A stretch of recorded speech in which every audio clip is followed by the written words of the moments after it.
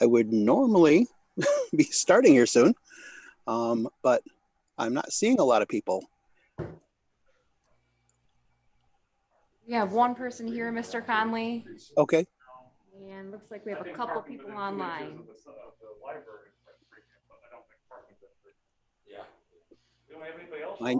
I know at the moment I don't have a quorum, so. I'm here. Mr. Merlington is here. Okay. I've got Mr. Merlington. I see Mr. McGrath. And myself. That's 3. Am I missing someone? We also have Ashley Hamill. Oh, sorry. You know, your name is different on the screen, and I don't normally see you up close. So only this first time I've seen you that you weren't really far away. Okay, so that would be a quorum. Okay. Then Should I start calling people? Got a quorum. Oh, looks like more people from now. Okay. If we're ready, then we can get started. I see one more planning commissioner coming in right there. So I think we're ready to go. So I'll call the meeting to order. It's 7 o'clock. So we'll call the meeting to order, and we'll say the Pledge of Allegiance. So I believe there's in the office or in the board chamber there is a council chamber there. There's a flag. So if you'd like to join, go ahead and say it with me. The Pledge of Allegiance to the flag of the United States of America, and to the republic which it stands, one nation, under God, indivisible, with liberty and justice for all. That is one part of Zoom meetings that is not any fun, trying to do that in unison. Okay, so roll call. Mr. Hall he's not going to be here tonight. He's on his way to West Virginia, so he will not be available. I'm not sure if he contacted the city, but he told me. Ms. Hamill? Present. Mr. Matthew, I want to make sure I have your name right. What's the best way to pronounce your name? Hogue. It's a long O. Hogue. Okay, thank you. Yep. Mr. Hogue? Obviously present. Mr. Burlington? Present. Mr. McGrath? Here. Is Mr. Nixon there yet? I do not see him. Okay. I spoke to him earlier today, and so he didn't give any indication he wouldn't be here tonight. So I assume we'll see him at some point. And Mr. Conley is here.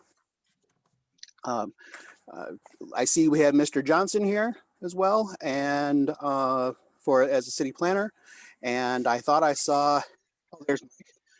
City manager is here as well. Is there any other planning officials or legal representation to acknowledge today that I'm not seeing? Okay. The next thing on the agenda then is we need to approve the minutes from the last meeting on February 2nd. Planning commissioners, if you have the packet available there, that would be on page 4 where they'll start. And if there's anything we need to look at on those minutes, let us know.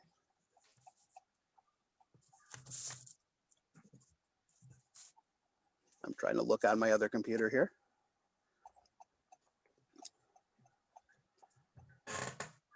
I'll make a motion to approve the minutes. I'll second that. Okay, any discussion, any issues with the minutes? Okay, hearing none, all in favor of approving tonight's minutes, say aye. Aye. Aye. Aye. All opposed? Okay, motion carries. Minutes are approved. The next thing we have to do is approve the agenda. That would be at the beginning of your packet, of course. If there's anything we need to look at tonight's agenda before we approve this, please let me know.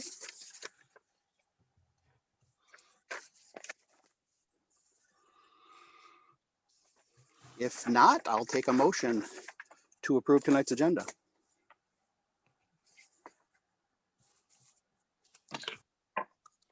I'll move that. I'll second that. Okay. Discussion? Okay, hearing none. All in favor of approving tonight's agenda, please say aye. Aye. Aye. All opposed? Right, agenda is approved. We now move on to public comments. This is your opportunity for any citizens that are logged in tonight or present in the council chambers to speak on any concerns you may have for the planning commission. You are allowed a maximum of 4 minutes for those concerns. We ask if you could please state your name and address if you would like. Do we have any public comments tonight? Mr. Conley, we do not have any members of the public in the council room tonight. Well, No, I'm here. My name is Lori Fisk. Can you guys hear me? certainly. All right, so I'm here with my husband, Jeremy Fisk. We live at 40 East Maple. And we are just logging in tonight because of the proposed marijuana shop going in at 40 Main, or the proposal for such. And just wanted to say that we have been in the community a while. We've got 3 teenagers in the home, and we're close to the schools, and I would much rather see those marijuana shops go down toward the business section where the fast food and all that places, and stay off the main street and away from the schools. Okay. I'm sorry, I don't want to interrupt. Is that the end of your comment? Do you have anything, Jeremy? No, we just really feel that it would be better further away in the business section where nobody has to live next to it. Okay, thank you. Thank you. Are there any other public comments tonight? I'm here too. My name is Rhonda Bordeaux, and we live at 390 Cedar Street. And I am addressing the special land use for the 270 West Street, where the adult foster care is proposed. And I don't know if this would be a comment or a question or a concern, but after the issues that we've had with the former business that was there, I would like to know what is going to be done to prevent issues from happening like we've had before with the business that was there before.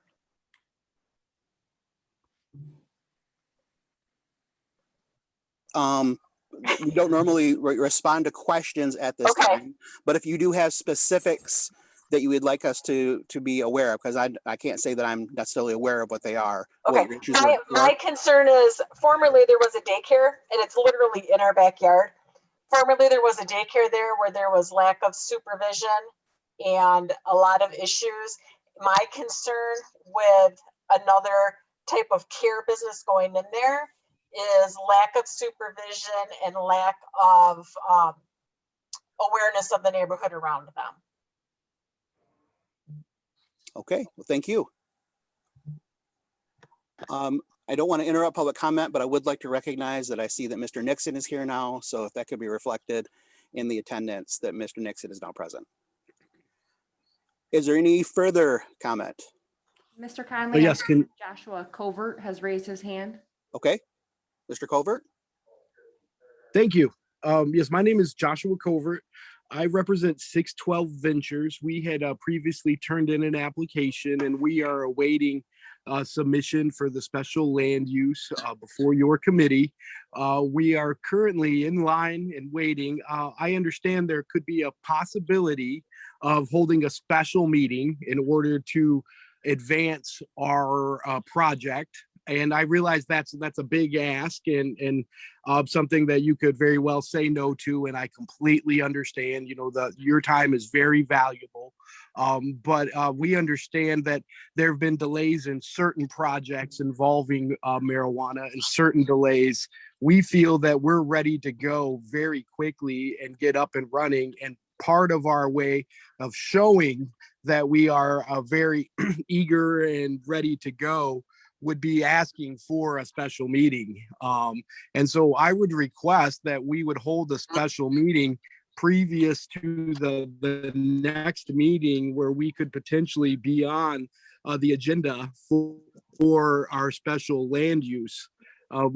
We think that would certainly speed things up for us somewhat and shows to the city that we are very, like I said, eager and ready to go. We would be willing to put an additional amount in escrow to make the city feel comfortable that we would complete our project in a reasonable amount of time if that's something the city could or would wish to do. Again, just showing how serious we are and eager to get this project underway. We currently, the principal partners of 612 Ventures currently are building out their third and fourth dispensary right now. And have had 2 operating for quite some time. And so this is a market that we're familiar with. We have crews ready to finish the build out, and we've submitted the application. We're just asking for the possibility of holding a special meeting. And that's all that I was here for today. I also wanted to just kind of pay attention. So when we're up for a special land use before you, we would be ready to go and kind of have covered some of that ground, hopefully before the meeting. Like I said, we plan on being like a one and done in front of the special, in front of your committee, if at all possible.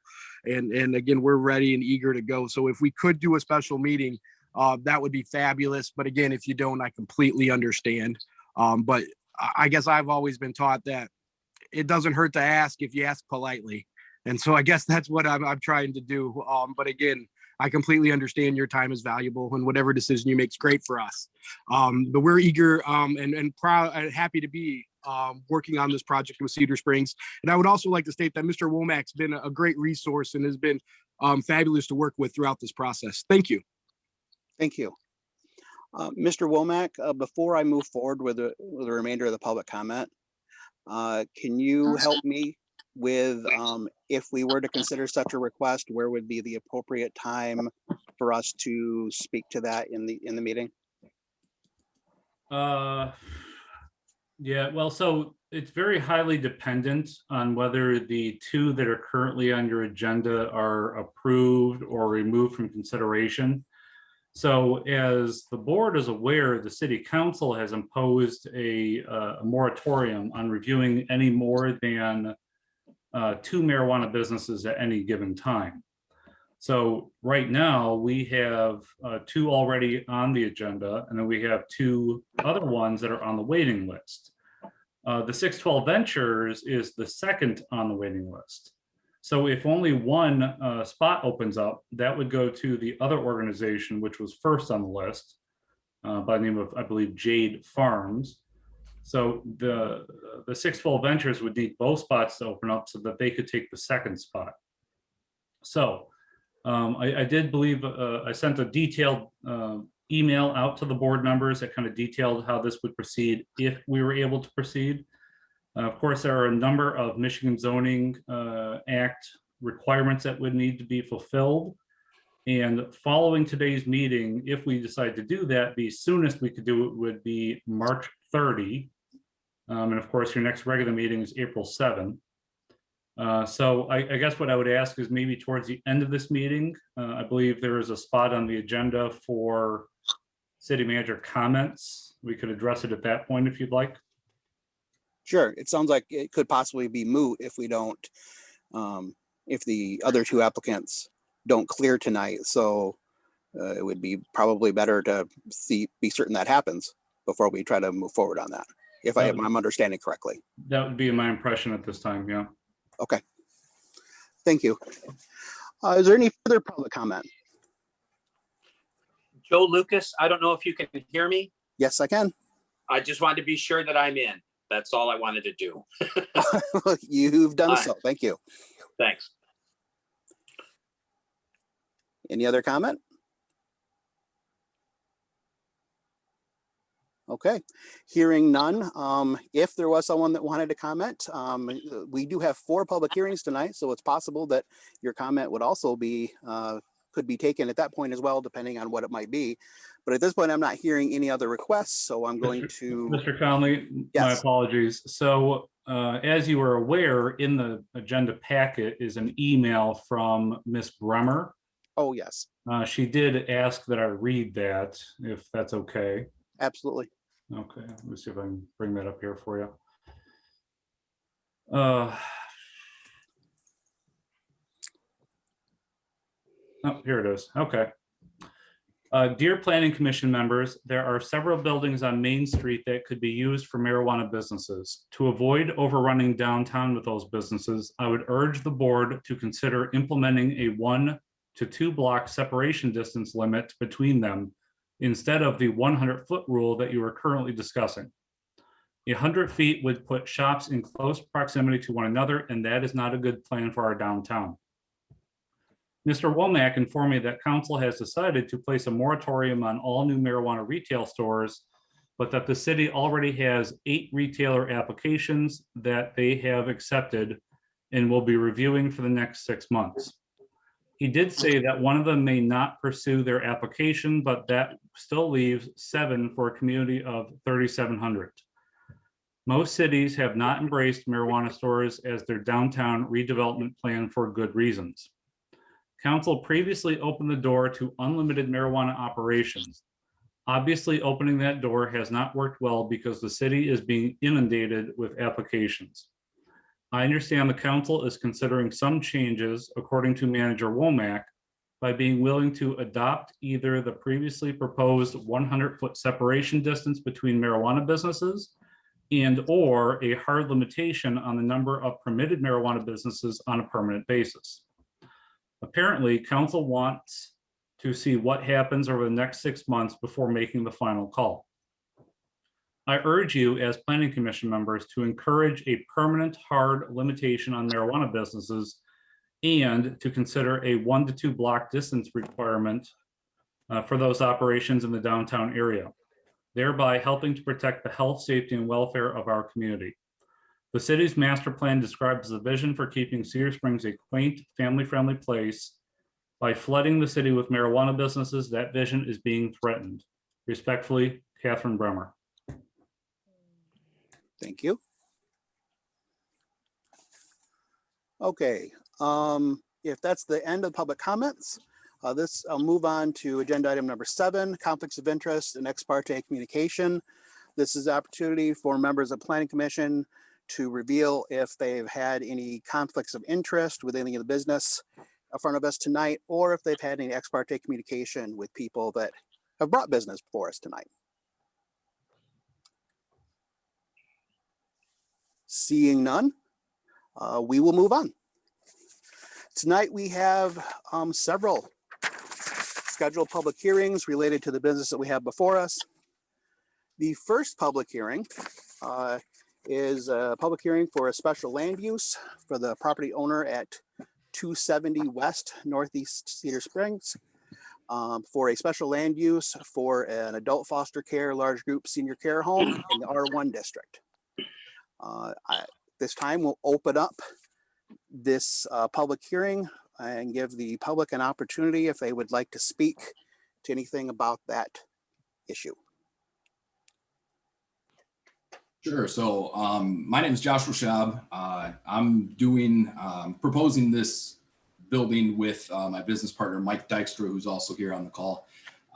I have like a 7-minute presentation slash kind of agenda that Mike Womack wanted me to kind of touch on. I mean, he gave me some pointers on what you guys would be looking for. So if that's fine, I would love to just kind of talk about it.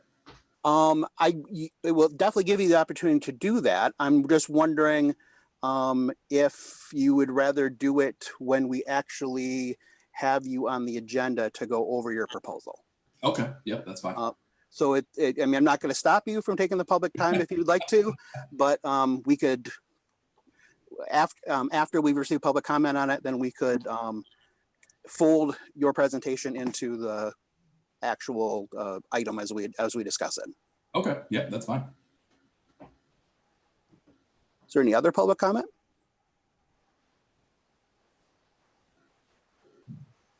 Okay. Hello, hello. Hello? Rose Powell, Cedar Springs.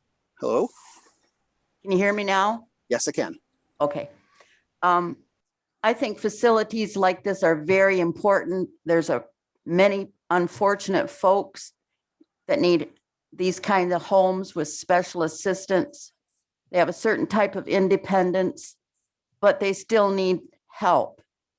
And I think if there's any community anywhere that accepts folks like that need a community and need a safe and happy place to live, it would be here in Cedar Springs.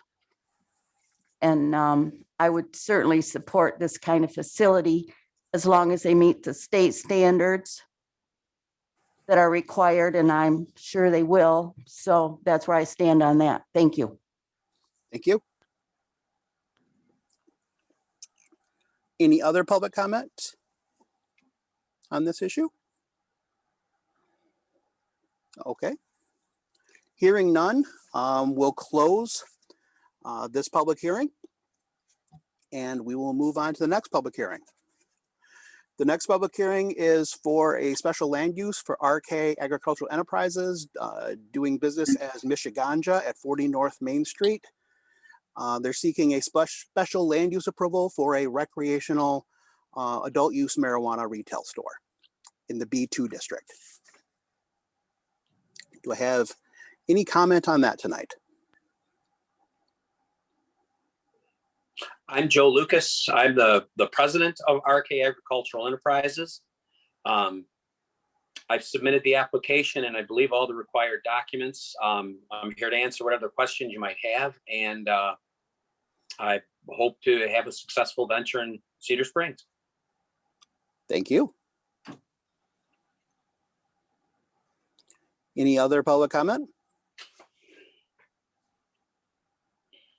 Okay, then I'll close this public hearing and we will open the next public hearing. The next public hearing is an ordinance to amend Chapter 40, Article 1, Section 46, dealing with marijuana establishments and facilities. Is there any public comment on that item tonight?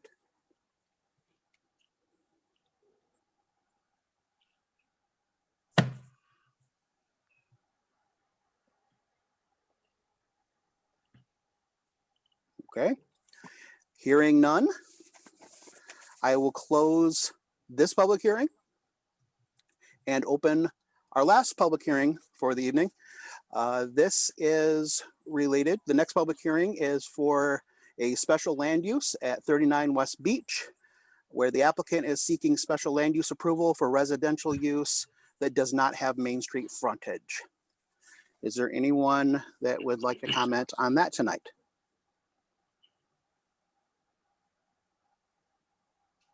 Rose Powell again, Cedar Springs. I would certainly support that these folks are granted their special land use.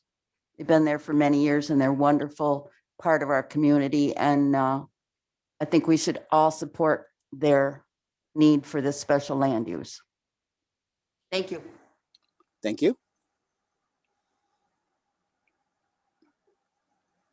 Is there any other public comment on that issue tonight?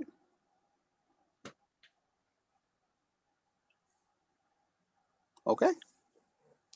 Hearing none, we'll close that last public hearing and we will move on to our old business. The first item on the agenda for old business tonight is item A under old business, the K-Kind recreational adult use marijuana retail store at 206 and 218 North Main Street. Who would, from the city, who would like to walk us through where we are on this and what we're doing this evening? I guess I could step up to that and do that. Okay, thank you. All right, this is the third review of this project. We have received a site plan set dated February 17th, 2021. Although I think in your packet, the plans are dated February 23rd, if I'm not mistaken. And what the applicant has done is received my comments regarding the February 17th site plan and submitted a new site plan based on those comments, and those comments are in the report, which are called the third review. So I'm going to walk through my comments based on the February 17th site plan, and where appropriate, I will note whether or not the February 23rd plan, which you have, has been corrected according to my report. Probably the biggest change since we saw this plan last is that the parking lot has been redesigned with angled parking so that cars enter from North Main Street and they're at an angle, and then they would need to exit on Pine Street and then come out to the traffic signal on North Main Street. You may recall that we had a discussion at the last meeting with 90-degree angle parking, whether or not signs would be a good way to get people out to Pine Street. The applicant has solved that problem by simply angling the parking spaces, and vehicles and drivers would really be forced to drive out on Pine Street and then exit out to North Main where the traffic signal is. Mm-hmm. So I think that's a good solution to that problem. We had a couple other corrections about correcting the number of parking spaces. They have 22, not 15. And then resolving the width and length of the parking spot, which is listed in two different pages. Those need to be corrected. That's a pretty minor thing. The other big item was the facade. And the facade plans that you have dated February 23rd now are more correct than they were previously. They still show cedar panels on the upper portion. The corrugated metal panel has now been changed to board and batten on the front. And they still have the standing seam awning, and the side of the paint color would be a storm cloud color. And I think that shows up on the colored graphic that you have. Mm-hmm. So I think that is one of the items you need to discuss, whether or not it meets the architectural standards of the zoning ordinance, which we have discussed previously. Regarding lighting, with the expanded parking lot that they presented at previous meetings, they have added more parking lot lighting. And our ordinance would require them to submit a photometric plan to make sure that they are meeting our ordinance requirements. That photometric plan could be submitted to our zoning administrator for further review. They provided an acceptable marijuana delivery plan that was missing from previous reviews. The entire fence around the property is now shown as being removed, so there will be no fencing around the exterior of the property. The dumpster has been removed from the site plan. They intend to utilize a rollout trash container for waste removal. They provided a separate floor plan showing the camera locations, and I kind of question that they had no cameras on the back side of the building. Previous applicants that we've reviewed have cameras all the way around the building. I would suggest that they also have a camera on the back side of the building because there are two doors there. They do have to have a 6-inch curb around the parking lot. The plan dated February 23rd does show that. You need to weigh in as whether or not you wish to require underground irrigation. The applicant has requested that that not be a requirement, so that needs to be something you need to decide on this evening. And the floor plan, most of the other projects we've reviewed show how the floor plan is laid out in terms of the display counters and that sort of thing. And that floor plan does not. And I think that would be a good thing for them to show for further inspection. In reviewing a project of this type, which is special land use, you need to find that it meets the special land use standards. I provided a brief review of that. And generally speaking, I believe they do meet the standards of the ordinance. So in summary, on page 4 of my report, take a look and decide whether the one-way parking lot is acceptable. Is the facade acceptable, and whether underground irrigation must be provided.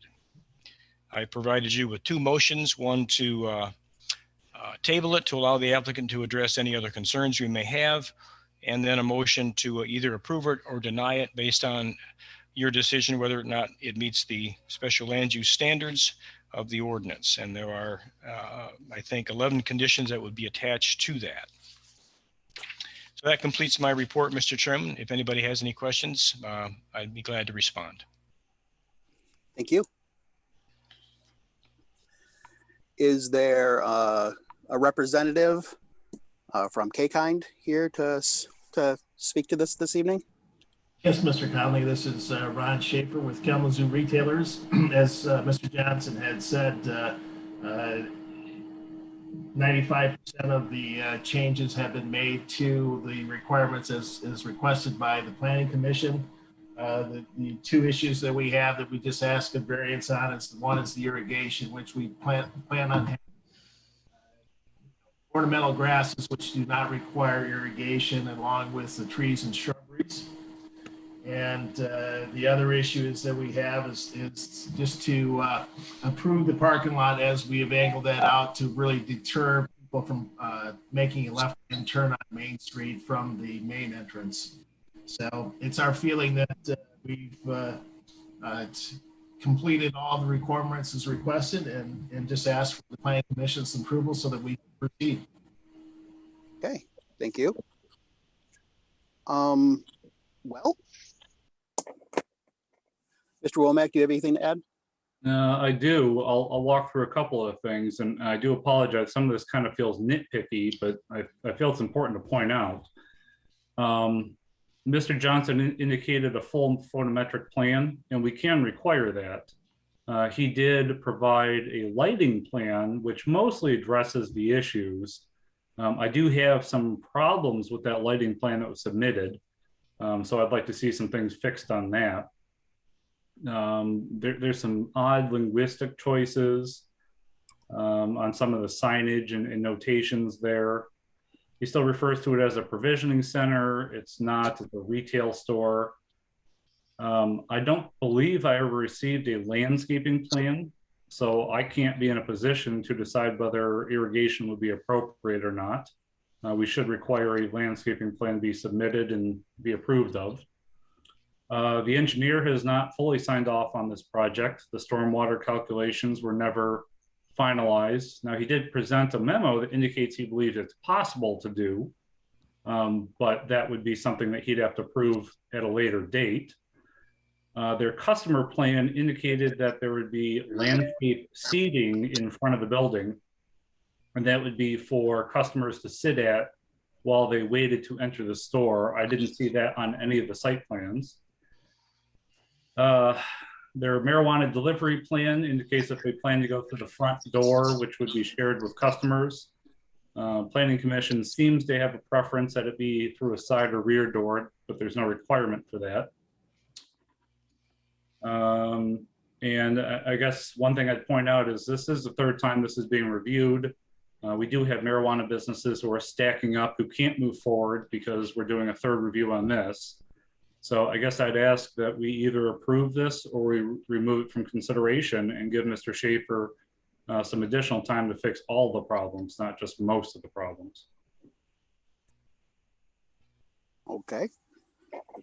So, can I interject, Mr. Womack? We do show the all of the landscaping on the one site plan, but it does not have a separate listed landscape plan specifically showing those items. But it is on the page of, I think it's A 1.0, if I'm correct. Mr. Schaefer, our landscape plan requires that you label the plants that you plan on planting. Is that done on your landscaping plan? That I could not attest to that whether it is or isn't, because I do not have the plan pulled up yet. actually, from what I'm seeing, it does. Yes, it does. That was, the landscaping has been shown on the plan since the second review. And I've looked at that and it meets the number and type of plantings that our ordinance requires.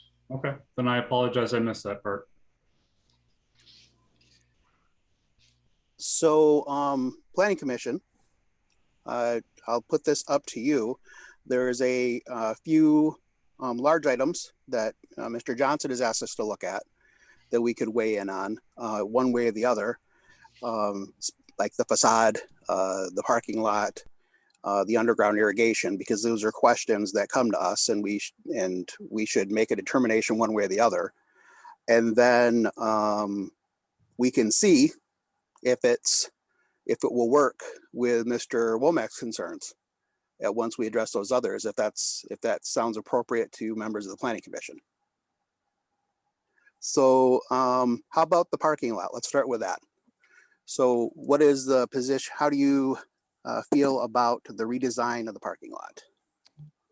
I guess I will jump in real quick. From the plans that I looked, the way that they have the angled parking, I mean, it really looks like it's going to make that driveway flow out to Pine Street really well. I don't have any problem with their parking lot plan at all. I'm in agreement with that as well. I think that the angled parking should, especially if somebody's backing out, convince them to go a certain direction. Yeah, that did resolve a lot of it for me right there. It would be very counterintuitive to try to go the wrong direction up that.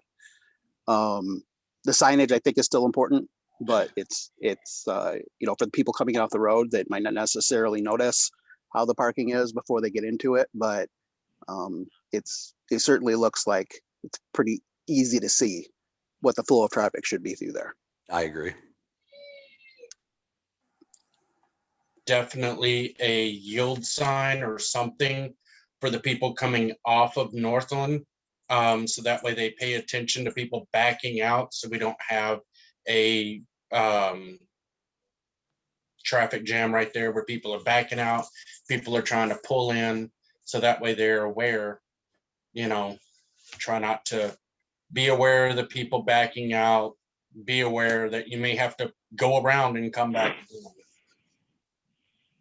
Yeah, that first spot it doesn't leave much room for someone that's trying to back out to not have the end of their vehicle right near the road before they have to turn around and pull out of there. I'm not sure the best way to address that. Well, the best way to address that would be have them move the first two spaces, which would be space number 1, which is the van accessible. Slide that down to where space number 2 is, and then also remove space number 8 as shown on the site plan sheet. That would provide an extra 15 or 10 to 12 feet of space for vehicles to come in off the street without having to run into cars backing out. So if they lost those 2 spaces, our ordinance requires 15 spaces. They have 22. They would have 20 remaining, so they would still be within our ordinance requirements, and it would result in a little bit safer driveway entrance point. Mr. Schaefer, is that something that you feel comfortable doing?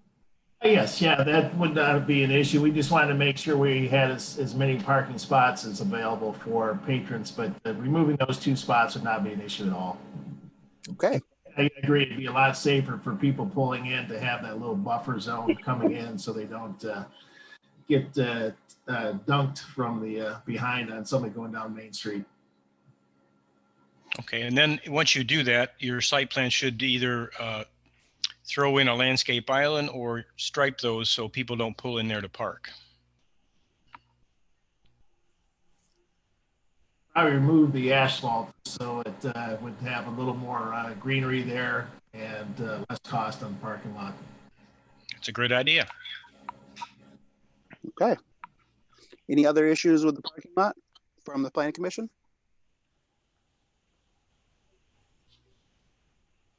Okay. How about the facade? That was the next question. Is the facade acceptable? Have you had a chance to look at the latest plans and how the facade looks? Well, I guess I'll jump in here one more time. I went over that for about a half hour at my shop the other day and looked all over it. And boy, the new plans and the drawings are shown and the renderings, I think it really looks great. And it'll be a huge improvement to that lot and to that building and the downtown. I tend to agree. I'm overall, the overall look of it, I'm pretty happy with. I'll jump in and just say my opinion. I'm more weary to say that I like it because I feel like that's irrelevant. I feel like our major problems with it was the black and the metal. And I think they're under the ordinance now because it's now not black. It's a gray, which would be a natural color, which is fine. And then I think the metal part or whatever is definitely more of a trim as opposed to having it like on the backing as well. So I think it's fine. I think it goes with the ordinance. You bring up a great point, Ms. Hamel. It is less about what we personally like than it is about what meets the ordinance. And so I'll clarify. I like that it meets the ordinance more closely. How about that? I agree too. I'm totally not trying to be nitpicky. I just feel like we get in trouble with that the next time if we have I to agree. like something. I then- agree. I think it's 10 times better than the green that's already there. Okay. So am I correct to move on that the planning commission seems to be somewhat accepting of the facade as it is? Okay. Then underground irrigation. We were told that the plants that are being used do not require irrigation. Is that enough for the planning commission? Well, I mean, as far as I'm concerned, I don't know of any plants that don't require water. And now that we're going to take the 2 spaces out and that's going to create more green space, you're going to have a very small system there. It's mainly parking lot. I don't see why it wouldn't be a good idea for us to have them require that the green areas do have water. I mean, you get into the months of July and August with high temps, and whatever is there is going to die if we don't get rain. All plants need some type of water. Yeah, I'm in agreement with Mr. Merlington there in that I think if we're going to remove those 2 spaces and have some greenery there, that we need to have something in place to make sure that it stays green. I don't know if that's my hill to die on for this, but I could see us approving this contingent on a plan for that new space that we've now asked them to create to remove some roadblocks. Mr. Nixon, I saw your hand. Would we have to have them dig it up and put something underground, or could they just run like a sprinkler hose around the fence? Well, I think the sprinkler hose you'd end up running into like a trip hazard with customers walking across the parking lot and stuff. I mean, it's not like they were. Flower beds? What's that? Through the flower beds? Well, if you're going to get the watering to the 2 spaces that they're removed from the parking lot, you would have to have a hose going across the parking lot. Gotcha. Yeah. What's the ordinance say right now as far as the irrigation? Does it have to be underground? Could it be something where they walk over there with a can watering thing? I'm trying to make sure that we can continue to move forward. I'm with Mr. Womack that we have a lot stacked up behind us, but I also want to make sure that we're providing proper planning. So I guess, I don't know if Mr. Johnson or Mr. Womack could address that as far as how irrigation's been handled. The ordinance requires underground irrigation for all landscaped areas. Okay. It doesn't say you have to use it. It just says you have to provide it. All right. If I may, so if we left those 2 spots to be asphalt, limiting the amount of grass plants we have that are low maintenance, would that be an option? So if I could jump in for half a second, the ordinance also says the planning commission may permit other means of irrigation where site conditions dictate, provided that drought resistant or other xeriscaping is provided. Xeriscaping being plants that don't require a lot of water. Yeah, and I guess if that is the case, if that's the plants they're going to plant, I mean, I surely don't want to hold this up because talking about sprinklers. So Yeah, I agree. And I think if they do run a hose, I mean, the liability is not on us, it's on them as a business. If somebody trips over a hose and hurts themselves, I mean, that's something that Mr. Schaefer will have to address with his building. Mr. Womack, earlier at an earlier meeting regarding this, was there, and I thought I heard something brought up about the fact that it's basically double handled in the fact that we require upkeep and maintenance of the landscape. And so if they allow their stuff to die, then there's the tool there to deal with that. Is that, am I correct in that or not? Yeah, so of course the city does have requirements that we can enforce through the city code enforcer. But as I'm sure Mr. Johnson would tell you, we are in a very strong position right now. Yeah. The city does not have to approve this. Whereas later on, 6 months from now, after they're already there and operating, they could let all their plants die. Well, now I've got to harass them and send them letters and give them a ticket and take them to court, you know, which we prefer not to do. So if we're in a position now to require landscaping irrigation, you can do that. But I guess my personal opinion is I think you can manage things like this with a hose. That's what I do in front of City Hall. All the plants we put in front of City Hall, I get out there with a hose every day and water it. So I personally don't feel that underground irrigation is necessary, but the Planning Commission can certainly require it if they want to. Thank you. Okay. So does everyone have what they need to hear about the irrigation to make a decision one way or the other? Yes, I believe so. Okay. Yes. So that brings us to some of the issues that Mr. Womack had. And so I don't have those written up as neatly in front of me here. Not saying you didn't write them up, but I don't have the checklist of all the things that you just mentioned. So Mr. Watt, can you assist me with some of these items just to make sure that we've addressed them so that you have the answers that you need? Sure. Sorry. Let's see here. So I'll get rid of the nitpicky stuff. And I'll just go with the, so I don't remember seeing a photometric plan. And if the Planning Commission wants to require it, so they can do so. And that's obviously a lot of work and expense. He did submit a lighting plan, which I thought was appropriate. It was a lot of information.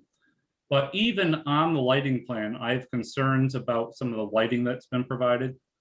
The first draft that I saw had 25 watt LEDs. That has now been increased to 42 watt. And I'm a little concerned, especially considering that there's an apartment not too far from this building, that 42 watts might be too bright adjoining a residential property. So we can either require that they meet the full photometric plan, which would show that the light spillage over the southern property line would meet our requirements, which is obviously what's going to protect the apartment dweller. Or we can simply have them submit a new lighting plan that addresses some of my concerns about shading and brightness and some other things. So maybe it's appropriate to have a lighting plan be pre-submitted that meets the zoning administrator's requirements. And actually, the proposed motion that Mr. Johnson has provided us, that's item 4, almost verbatim. Well, and Mr. Johnson, I appreciate that. Thank you. Of course, I'm looking at my notes, not Mr. Johnson's notes. Of course, I can't look at everything at once at the same time either, but that way, if a planning commissioner wants to make a motion later, I'm just pointing out to them that it's there if they would like to do that. Mr. Conley, if I could interject, there has been a photometric plan requested from the manufacturer. So that will ultimately dictate what wattage we end up with those lights based on what their requirements are for the 1 to 3 foot candles per spot. So go ahead, Mr. Womack. Well, I can continue, but it sounds like you wanted to address that point. I just wanted, I basically all I had to say was that perhaps that could be addressed, that could be worked out between you and Mr. Schaefer at, if we get to that point. Sure. So the city engineer has not approved of the stormwater calculations. That's a requirement. As I indicated before, the customer plan doesn't show any seating out front. I'm sorry, the customer plan indicates seating out front, but the site plan doesn't show it. I'm not sure we necessarily want to require the site plan show it, but we do want some narrative showing, telling us what they're going to do. And yeah, I think those are the most important things that I noticed. Okay, Mr. Schaefer, are you available? Yes. As far as the seating issue, did you intend to have seating in the front, or since it's not on the plan, or where are you with that? Quite frankly, with the amount of revisions we have done, I think that probably got omitted on one of the revisions. And with the space requirement out front for sidewalk, it was probably left off because it wouldn't meet the setback requirements for accessibility. So I believe that would probably be taken from the plan. Most of the people now will wait in their car to come in, and the way we have it set up is that once they arrive, if the facility is full, they phone in and we text them when it's available for them to come in. So there's no requirement to have them sitting out front unless they choose to do so. Okay, thank you. Mr. Womack, does that meet what you need, or is there still issues there that are not handled? I think it's mostly a question for the planning commission. He indicated in his customer plan that people would have a place to sit if they were not able to go into the building. He's now indicating that they will instead wait in their cars. I don't care. I guess it's a question for planning commission whether they think that seating needs to be provided, or if the waiting in the car plan is sufficient for the planning commission's wants. Is there a requirement under the ordinance that they provide seating outside? No, I don't believe so. Okay. Planning commission, do you have an opinion one way or the other on that? To me, that's just their customer comfort. So to me, that would be a decision they would make. And as long as it's in compliance with the city, I'm happy. Okay. Agreed. I agree. Okay. There any other issues that we've forgotten that you want to make sure are addressed, Mr. Womack? No, I'm assuming that the planner has the stormwater calculations from the engineer in his material, but I. Item 7. Thank you, Mr. Johnson. One item that Mr. Womack had listed was the do not entry sign. It says do no entry. I think it should say do not enter. That may be just a typo, but that sign should really be do not enter. That's more a common phraseology.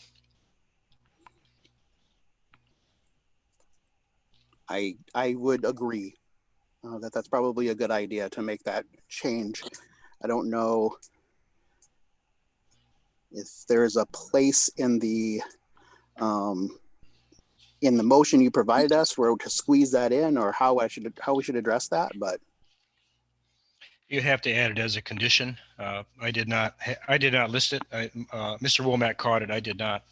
So that might be an item 12 if we choose to add that. Yeah, I think we could add it to item 1 and just revise the site plans to comply with, and then list that item under item 1. Okay.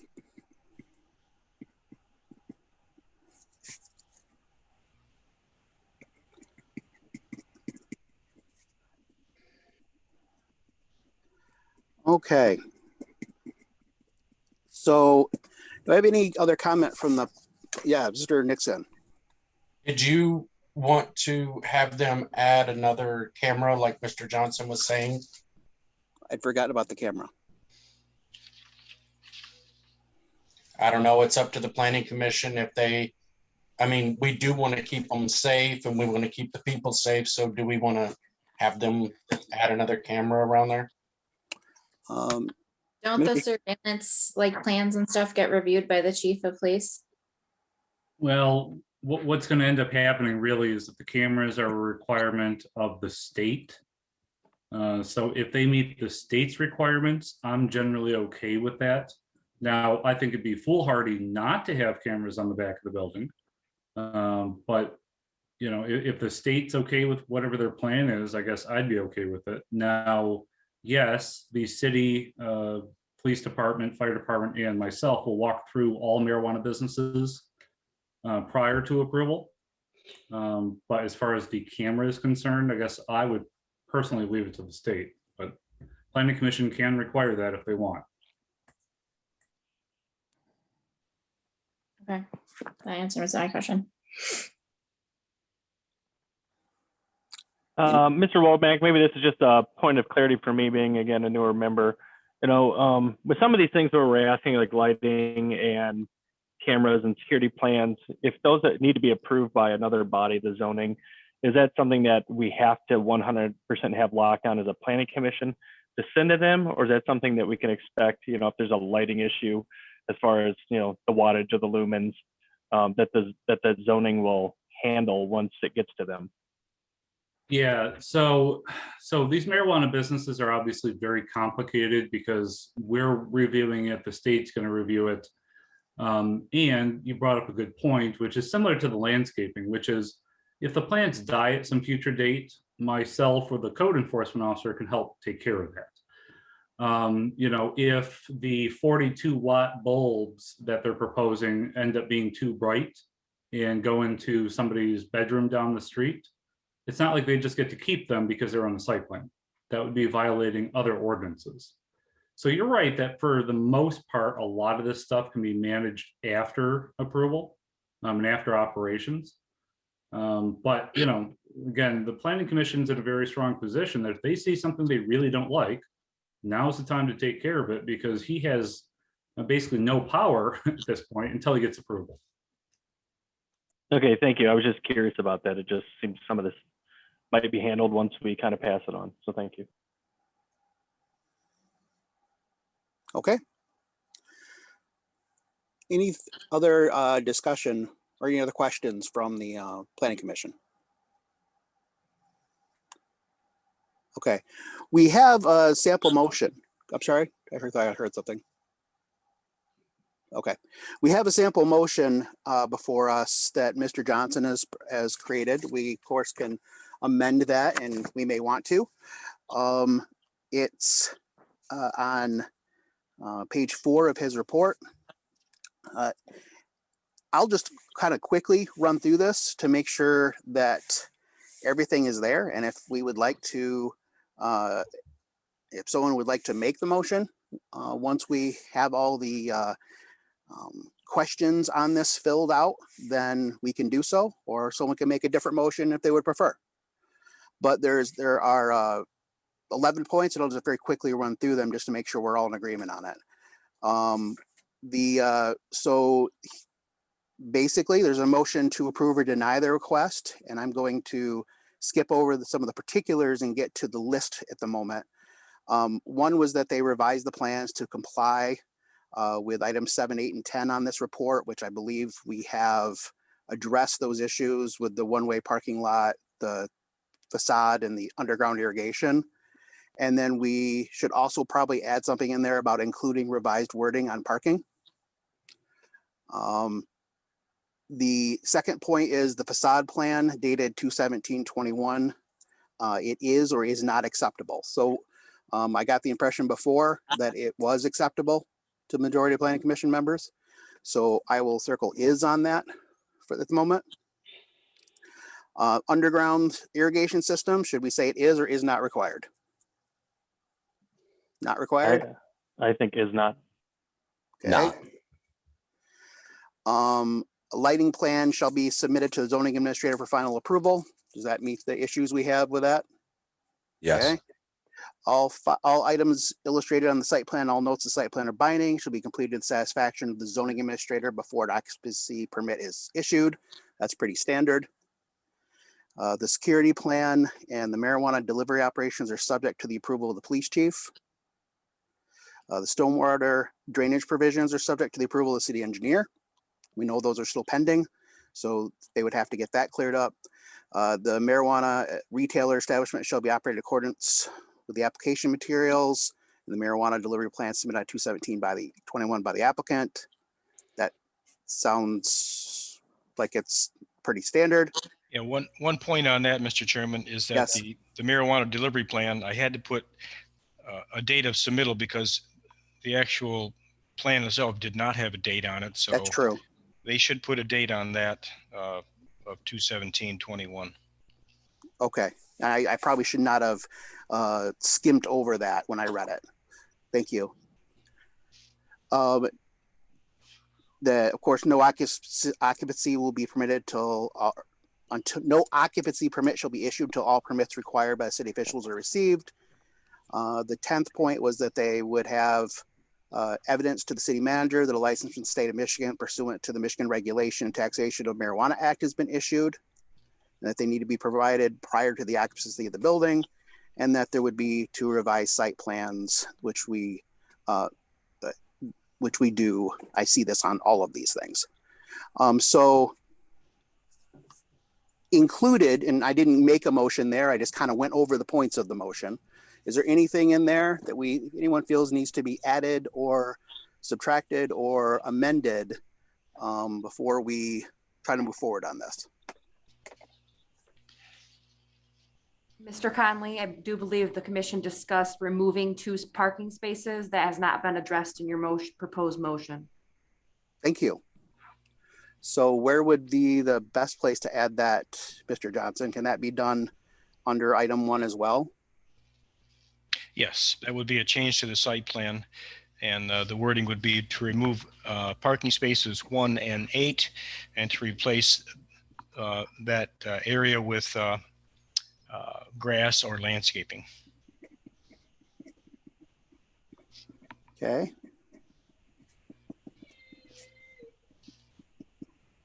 Sorry, I'm trying to. It sounded. I'm sorry, Mr. McGrath. Yeah, it sounded like the owner was talking about leaving the asphalt and just striping it. Is that correct? Yes, we need to, I guess we need to figure that out because we proposed landscaping and then he said he would leave the asphalt there to avoid. So I'm not sure where we stand on that. So actually what we would do is whatever the planning commission feels would be the best presentation for the site, we'd comply with either or. Okay. My recommendation would be to remove the asphalt, and you don't have to worry about anybody parking there. And it takes impervious surface off the site as well. I would agree. Okay.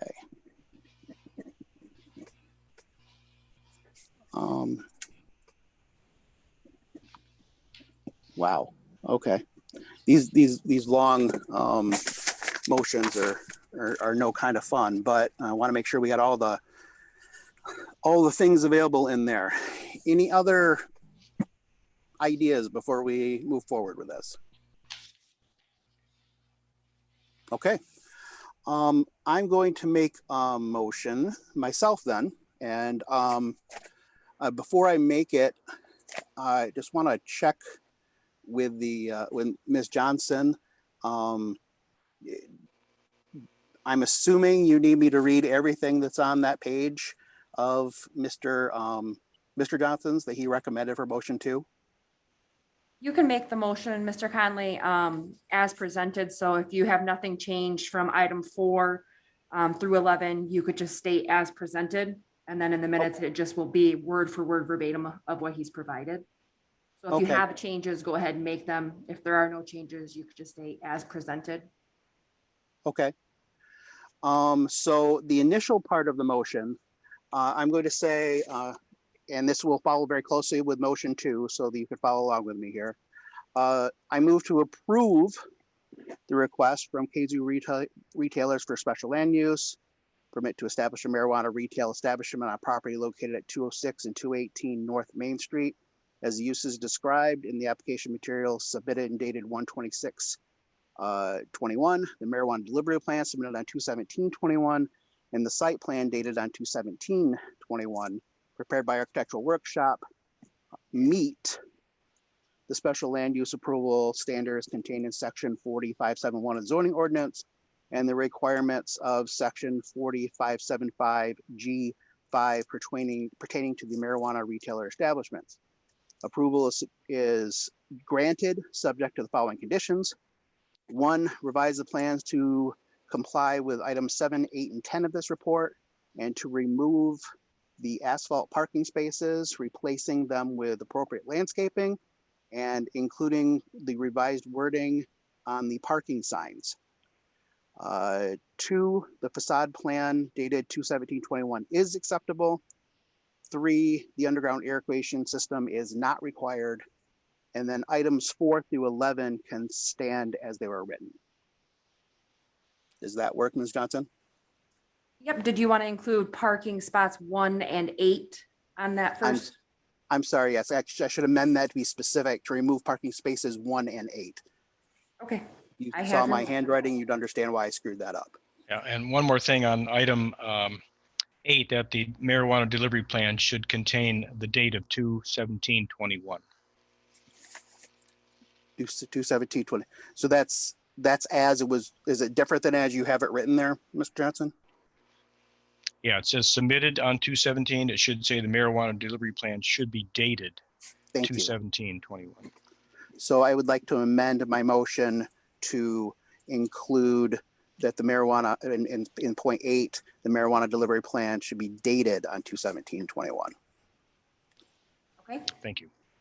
Do I have a second? I'll second that. Multiples. Okay, any discussion from the planning commission before we move forward? Okay, hearing none. All in favor of the motion as presented, please signify with aye. Aye. Aye. All opposed? Okay, the motion carries. Thank you very much, Planning Commission.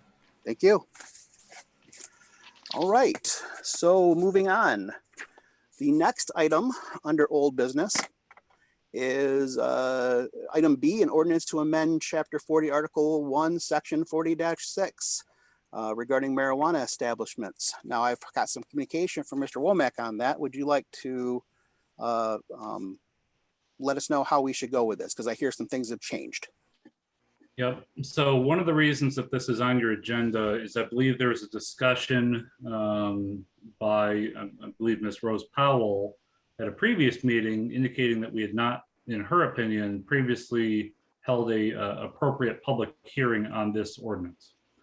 So to make sure all our I's are dotted and T's crossed, we decided to do that. Well, in the meanwhile, the city council has kind of taken a different direction.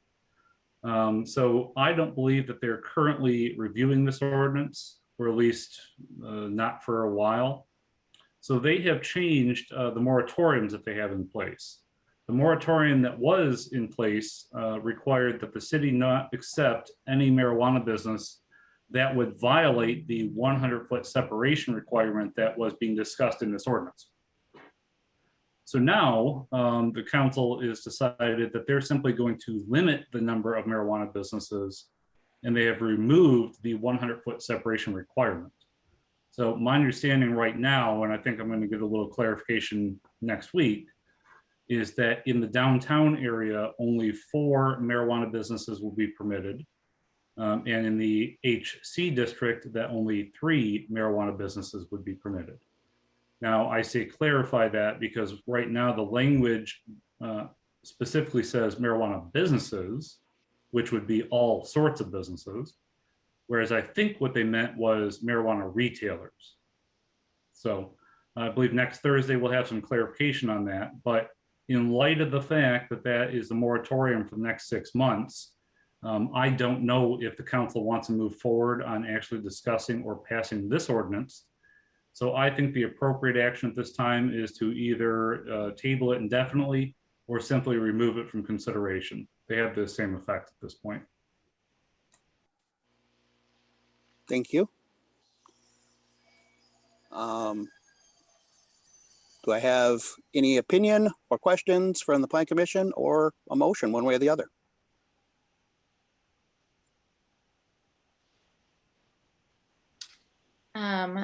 I move to remove the ordinance to amend chapter 40, article 1, section 40-6 from the agenda. I'd second that. Does that meet your requirements, Mr. Womack? Is it worded in a way that would meet what you were speaking about? Sure. I mean, you guys know I can put stuff on your agenda anytime that I think it's appropriate. The only reason, the only reason it was on the agenda tonight was because we had already indicated we were going to have a public hearing.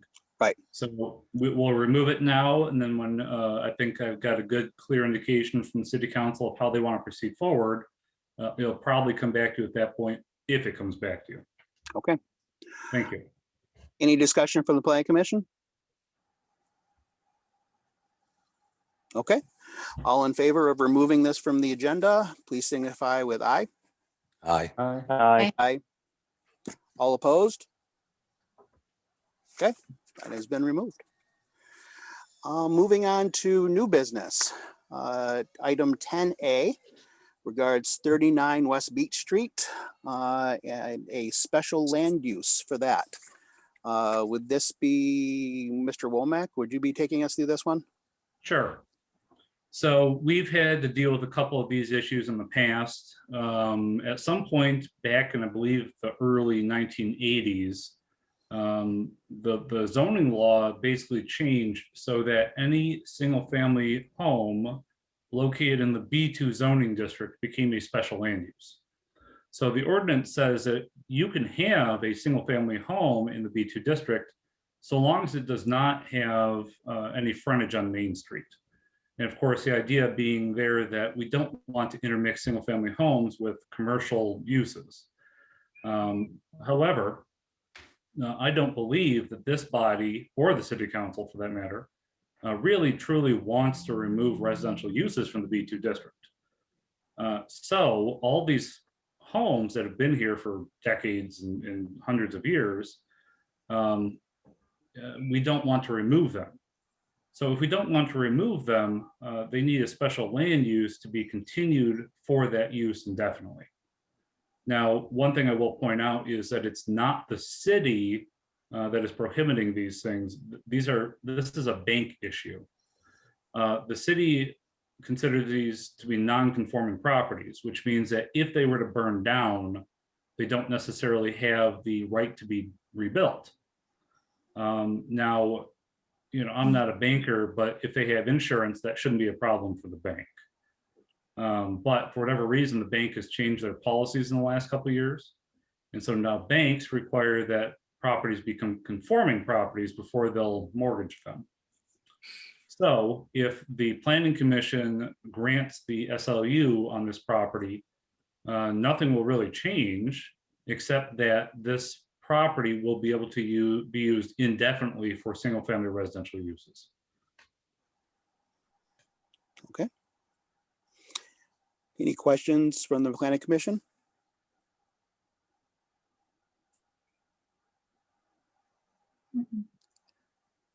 Is there anyone in the meeting tonight that's here regarding that particular issue, representing that issue, or are we just working on that ourselves tonight?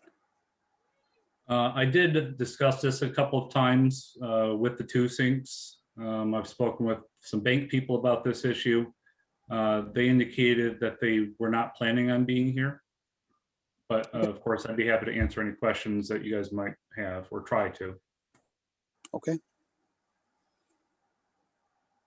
Well, if there's anything anyone would like to add, I'd be happy to entertain it. but I personally would be fine with moving to move forward with this. So you don't have any objections one way or the other?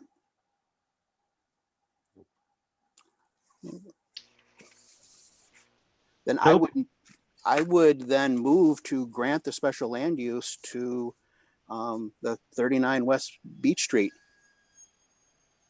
I second that.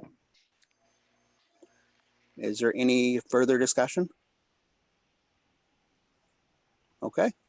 All in favor, please signify with aye. Aye. Aye. Aye. Aye. All opposed? Okay. Moving on. We're at 10B, and this is the next item. Item B is RK Agricultural Enterprises, LLC, DBA Michiganja, if I pronounce that correctly, at 40 North Main Street. And it's for a recreational adult use retail store, or adult use marijuana retail store. And who from the city would like to walk us through this one? Mr. Johnson would like to do that. Okay, thank you, Mr. Johnson. This is a request for a marijuana retailer to take over and convert an existing building at 40 North Main Street, which is the southeast corner of North Main and Elm Street, formerly the Cedar Cafe building. The applicant's required to submit a sketch plan, which they have done, and it does meet the requirements of our ordinance. My report notes that we would like to see a little bit more information above and beyond what our ordinance requires, and that would be any exterior building lights and the type of fixture should be shown on the plan.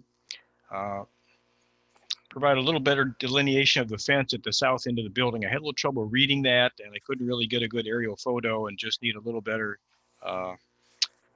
illustration of how that fence works and the entrance coming into the back of the building.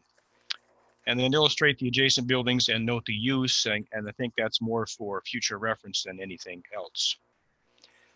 Regarding parking, 8 parking spaces are required based on the size of the building and the type of use, but those spaces, our ordinance allows those to be met by on-street parking and a city-owned municipal lot, which is about a block away, so no on-street or on-site parking is required.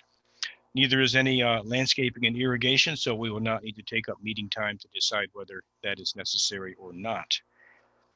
A dumpster is not needed, so they're going to have simply a rollout container. And the facade that they are proposing, I've included in the ordinance or in my report what our ordinance requires. And the materials that they are proposing, this would be on the Main Street side and the Elm Street side as well.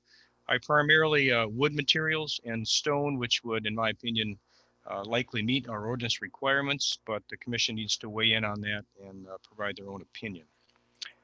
The use meets the marijuana retailer requirements laid out in our ordinance. Some of those would be it's more than 1,000 feet from a pre-existing public school. They do not have a residential use on the property, although there is an apartment use on the second floor. But one of the conditions of approval is that it not be used for residential use. They do not share a property line with any single family use, and they provided information that shows they will provide negative air pressure for the building. The information that our ordinance requires regarding a security plan, our fire chief, police chief will look at that. I did ask them to provide locations of security cameras. We have asked that for other applicants. And then other information that is required that they provided, and the list is in my report: marijuana delivery plan, outreach plan, ADA plan, the waste disposal plan, odor elimination, blight elimination, and customer plan, in my opinion, meet the requirements of our ordinance in terms of how they're going to conduct business. They have provided a pre-qualification letter for their use from the state of Michigan. And then regarding a special land use permit requirements, I've laid out how they meet those particular standards for your information.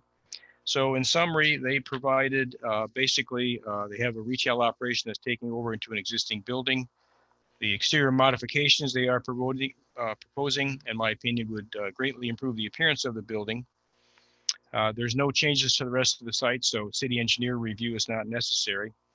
And in summary, I think they provided a very complete package with only a few items remaining to be resolved. In particular, the facade and whether or not the commission feels it meets the special land use approval standards. And I provided you with the sample motion. One thing I would point out, and that is for all of these marijuana projects that we reviewed, many of them are boilerplate. You know, for instance, 5 through 9 are basically, you're going to find those on every one of our conditions of approval. And that, so there will always be 5 or 6 that are standard boilerplate. And then there are some other ones that 1 through 4 that would pertain to this particular project. So having said that, Mr. Chairman, that's all I have to report. Okay, thank you. Mr. Womack, do you have anything to add to that? I do. So I agree. This is a pretty well put together plan. Obviously, not having your own parking lot saves you lots of heartache. The one thing that I do want to get clarified, especially considering this looks like it's a land contract sale, is there's an SRJ Holdings, there's an RK Ag DBA Michiganja, and then there's the former or current owners of Sizzlers. I'd like some more clarification, not only about who is actually owning the property, but one of the requirements under the ordinance is that the owner of the property gives specific permission for the use of that property as a marijuana business. Now, I predict that the owner of SRJ Holdings is probably the same owner as RK Agricultural, DBA is Michiganja. But it would be nice to have affidavits from managing partners of those organizations indicating as such, as silly as it might sound. Okay. Who was here to speak tonight on this issue? Mr. Lucas, if you were speaking there, I couldn't hear you. I don't think your mic is on. How about now? Yes, can hear you now. Okay, good. Yes. Yeah, I can speak to that. I am the sole owner of SRJ Holdings and also RK Agricultural Enterprises. One holds the real estate, the other one is the operating entity with the license. The Seislers are all on board with it. I can produce an affidavit for them to sign probably tomorrow and get that in like lickety split. Nothing to it. We would probably need a affidavit from, so is SRJ Holdings going to be the property company? SRJ will own the property and lease it to the operating entity, RK Agricultural. Okay, so we would need an affidavit from SRJ Holdings as well. Yep, got it. Okay. There any questions or concerns from the Planning Commission? Mr. Nixon.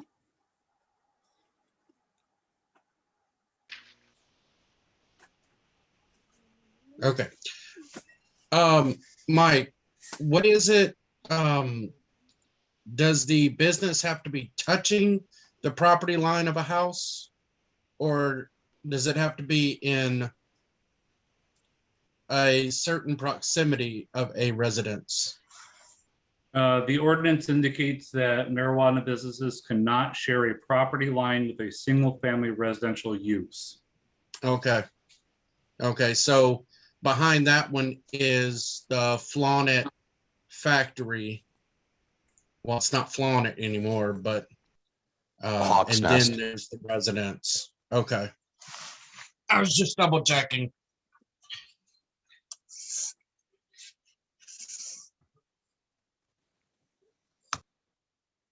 Any other questions or concerns from the Planning Commission? Okay. Just thankful for a well put together packet. I'm Pleasure. Agreed. Yes, I agree. So, well, we have a sample motion here. And as Mr. Johnson was helpful in pointing out, a lot of this is boilerplate, so I won't bother reading 5 through 9. I'll just make certain that we're all in agreement about 1 through 4. Actually, maybe not, because I don't see anything on here where there's conditional aspects of it. No, just some of number the- one. Number one is the only conditional. Number one. Number 4 has a place where we're supposed to say is or is not acceptable. And that's just about the facade plan. Is everyone okay with the facade plan?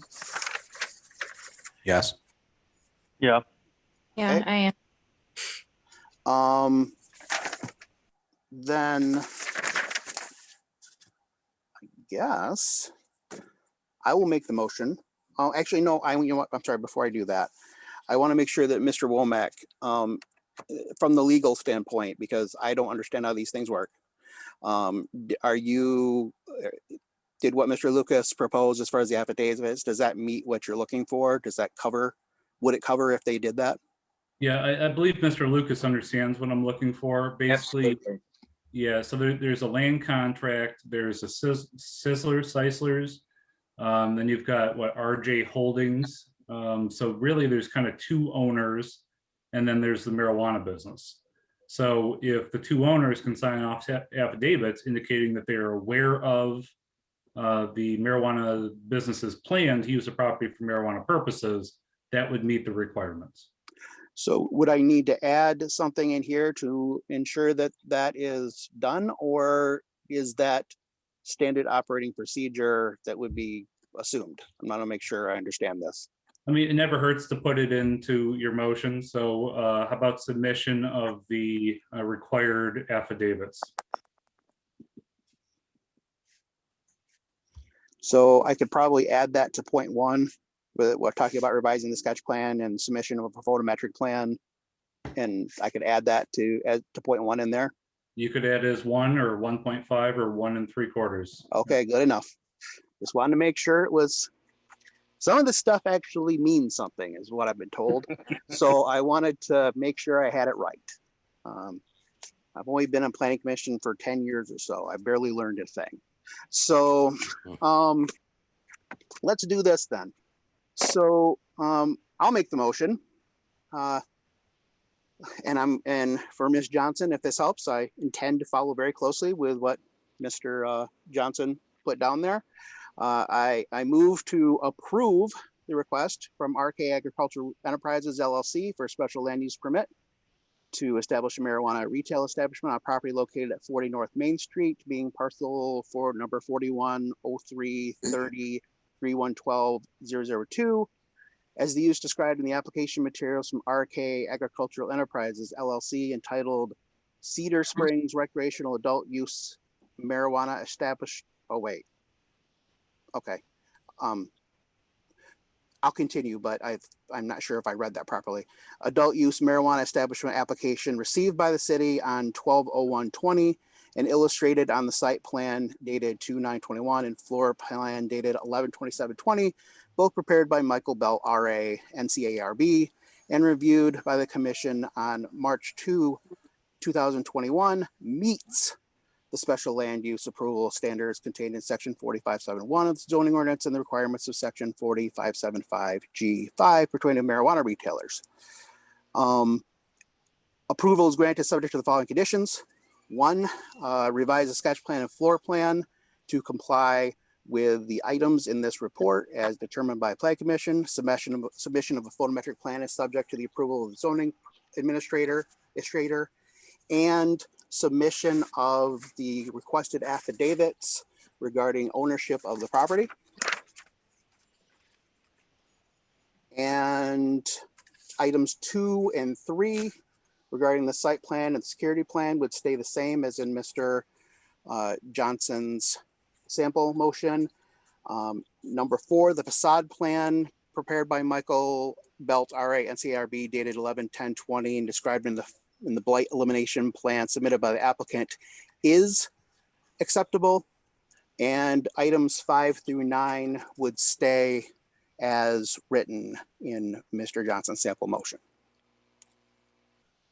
Do I have a second? I'll second. Second.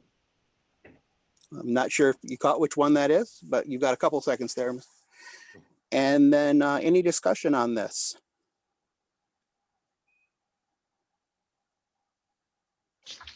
Hearing none. All in favor of the motion, please indicate with aye. Aye. Aye. Aye. All opposed? Motion carries.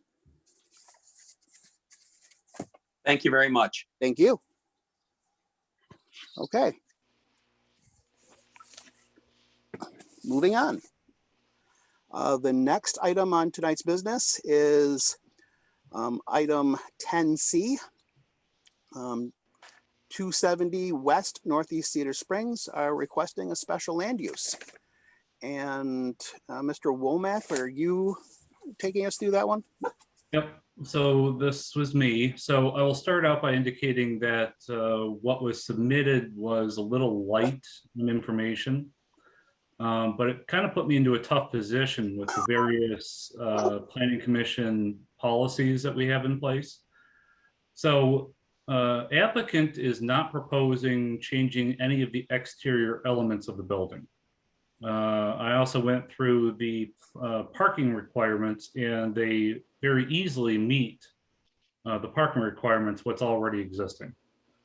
So under those two considerations, I didn't see really anything for the planner to review, so I decided not to send it to him, because those are the two main things that are reviewed on this type of thing. So I did discuss with the applicants that the Planning Commission tends to want more information than was submitted. But if there were no planned exterior changes and they seem to meet all the requirements, as as very specifically written, it's at least theoretically possible for the Planning Commission to approve it if they wanted to. Now, that being said, that building isn't in the greatest exterior condition. I think we could very easily require that they clean it up, remove some of the older, junkier stuff, and make it look nicer. That's certainly a requirement we could impose upon them. As far as the proposed use, it's probably an appropriate use for that building. It's in a residential district. I know we did have a public comment earlier about the proposed use, because the previous use was not well kept up. And I think there's a reason why the previous use is no longer in business and looking to sell. The code enforcement officer and I had lots of problems with the previous owner. But these applicants have submitted information to me showing that they do operate other care facilities in other locations. So I guess my question for the Planning Commission would be a couple-fold. First, do we want to submit this to Mr. Johnson for a more complete write-up? And second, do we want to require that the applicant submit I'll call it a facade improvement plan to fix some of the exterior parts of this building, which they just have indicated they have no plans to fix? So I'll leave it at that. And of course, I believe we, at least earlier, had two people from the applicants that could speak on their behalf. Ms. Hamel? Just before they do their presentation, I just want to clarify, because what was in the packet referenced some like licenses and like if they were good enough, I guess I'm losing my words, but I want to clarify that we're just determining whether an AFC home could get a special permit for that property, correct? Not if this AFC home is going to be up to par with all of the state licensures and all that stuff, right? So the only thing that really the local planning commission needs to determine is whether the proposed use of the property is appropriate under the guidelines for the area that it's located in. Virtually every area of the city has different things that could be approved if the planning commission feels that the answers that were provided by the applicant meets the expected needs of the city. I think this isn't probably a appropriate use of the property because it is a residential setting located in a residential district. But my bigger concern is whether the planning commission feels that the building as it currently exists meets kind of the exterior standards that are in place. Because if not, we might want to require them to submit a facade improvement plan to bring that building up to standards. If that answered your question. Okay. I think I understand, but also going back on the public comment on making sure that they're running it properly. I feel like they're very closely tied together, at least from the public's perspective. And I want to clarify that I am making a decision based on whether an AFC home can be operating out of that building, and whether we like the outside building or whether we want something done with the parking or something like that. I don't have any determination on whether the treatment of the residents are going to be up to the care that we would expect, correct? Well, yes and no. So you're right that an AFC home, you have to determine whether that is an appropriate use in this area. So for example, if somebody was proposing to move an AFC home into, let's say, the display pack building, that's probably not an appropriate location for a care facility. But to blend these things together, the applicants should know what they're doing. If Gomer Pyle were to show up and say he'd like to run a care facility, we might very well say, well, what experience do you have? And do you have appropriate licensure? And do you have plans for how to deal with certain problems?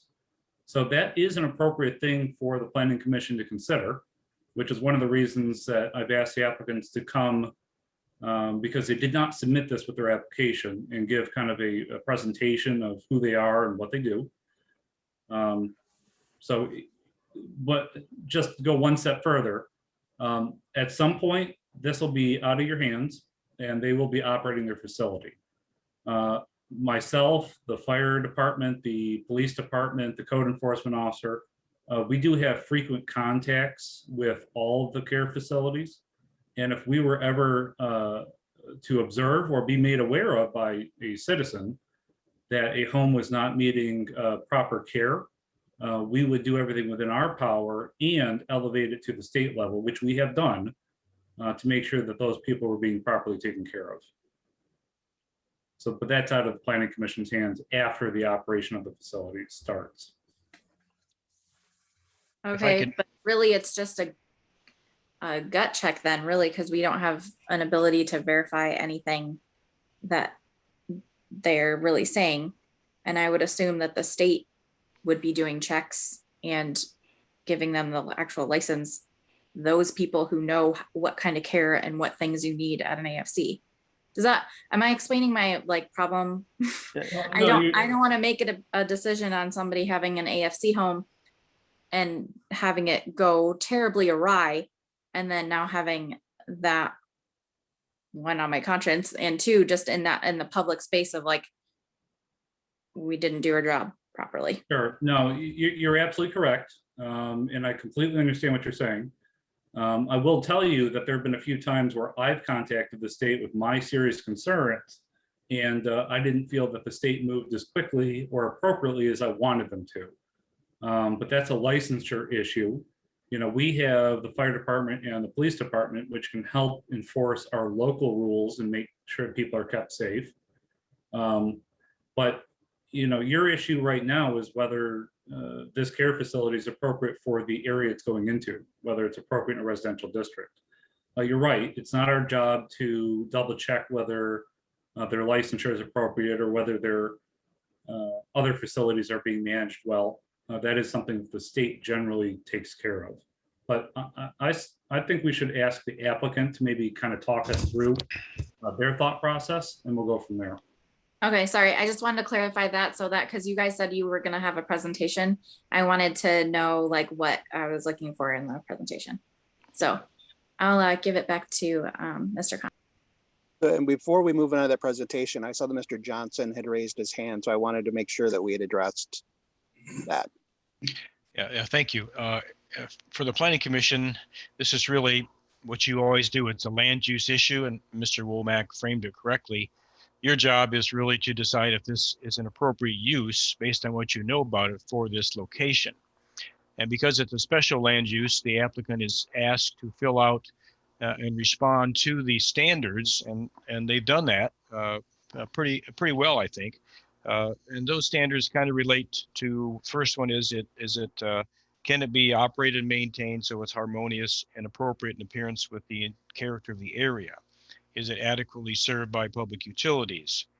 And so on. So questions that those things, you should be thinking about those things as the applicant presents. And what's the impact on the neighborhood? Will there be excess traffic?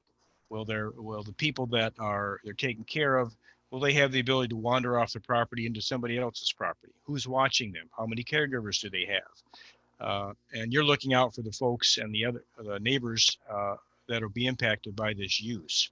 So I think you have in your packet their responses to the special land use standards.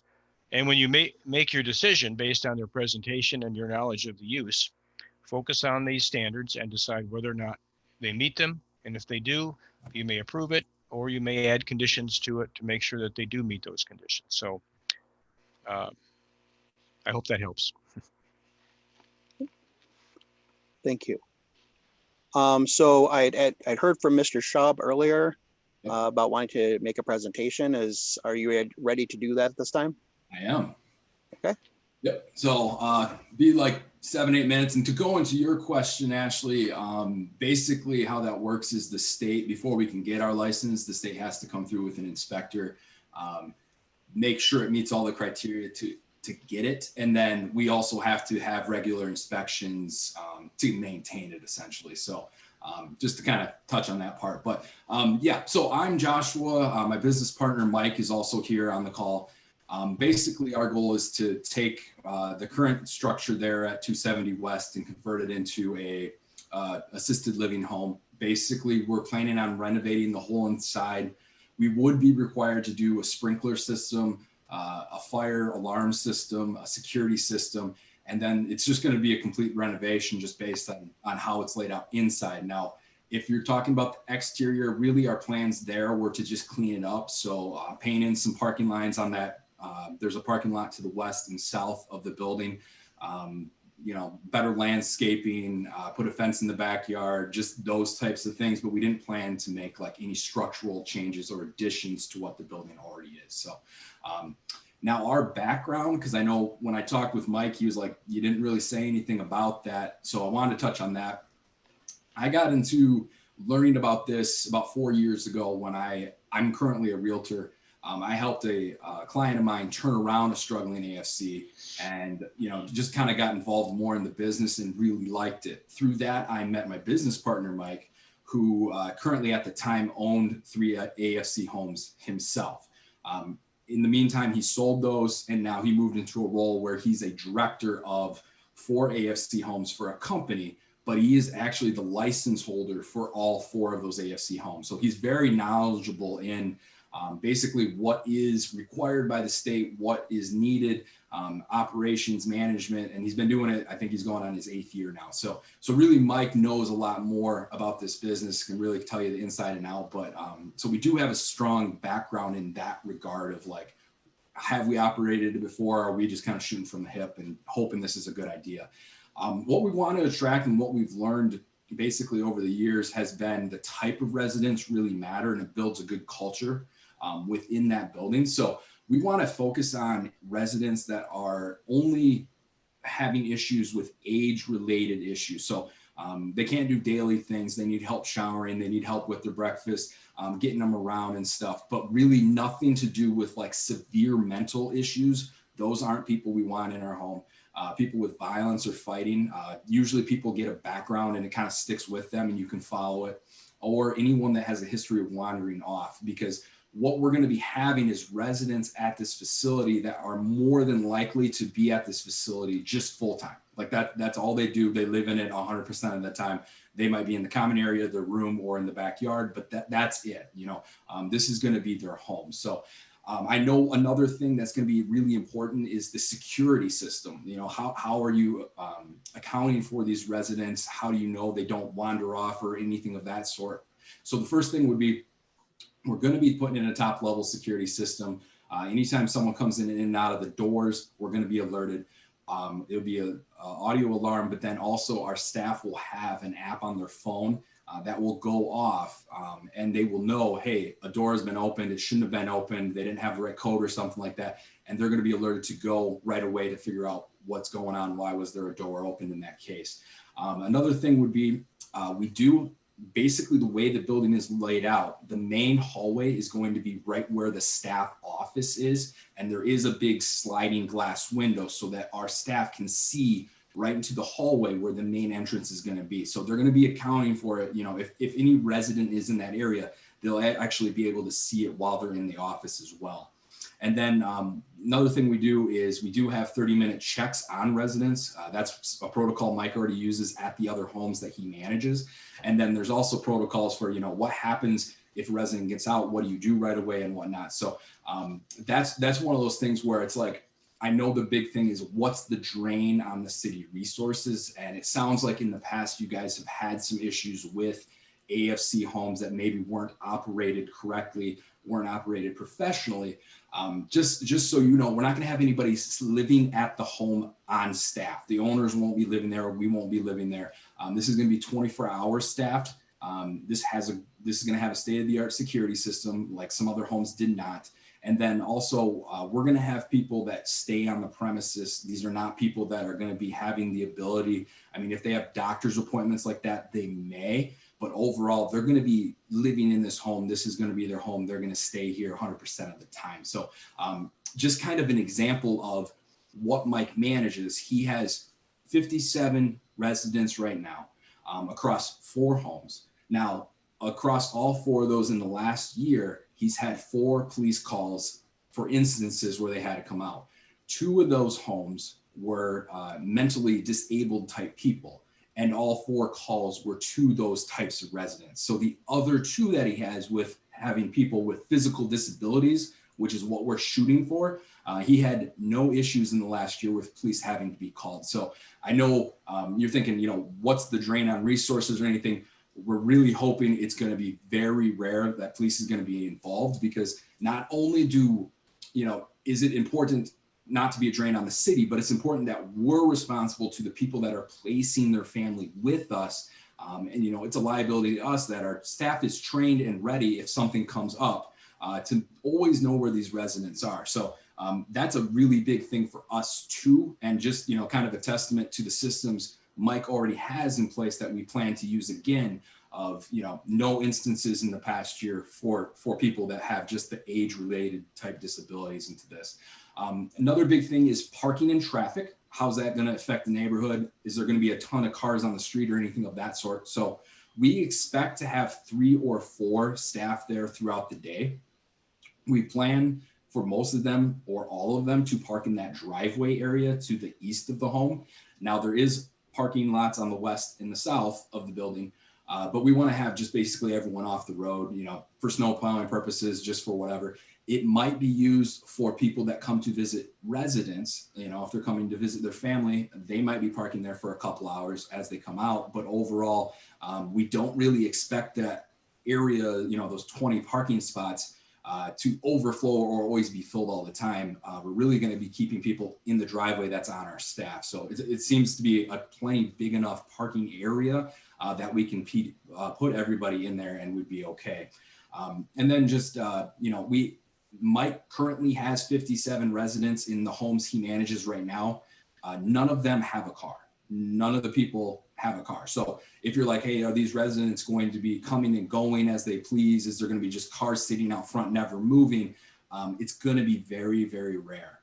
Maybe there might be one at some point, but really most likely it's going to be 0, just because the type of residences, you know, the residents we're going to be having in the facility.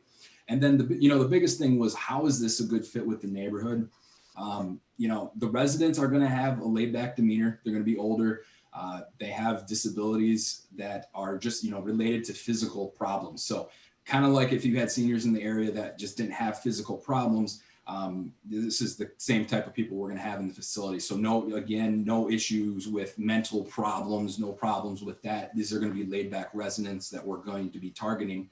And then as the building use, really, we do feel like it's going to be a better fit as a residential setting versus, I believe it was a dance studio before it became a daycare.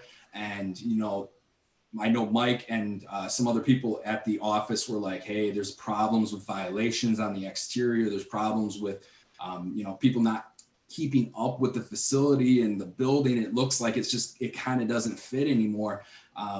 We're hoping to restore it back to something that feels like a residential setting. You know, our plan is to be doing this nice stuff, landscaping, everything that's inviting, because not only does that help us attract residents, I mean, it's going to be, they're going to be coming through, they're going to be touring the facility, they're going to have to make a decision on all those things.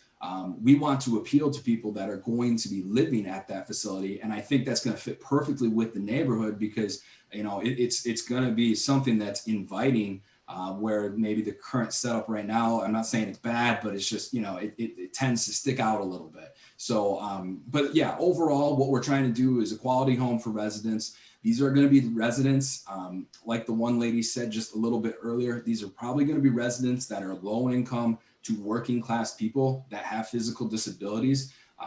They're going to be having assistance through state agencies or county agencies to place them.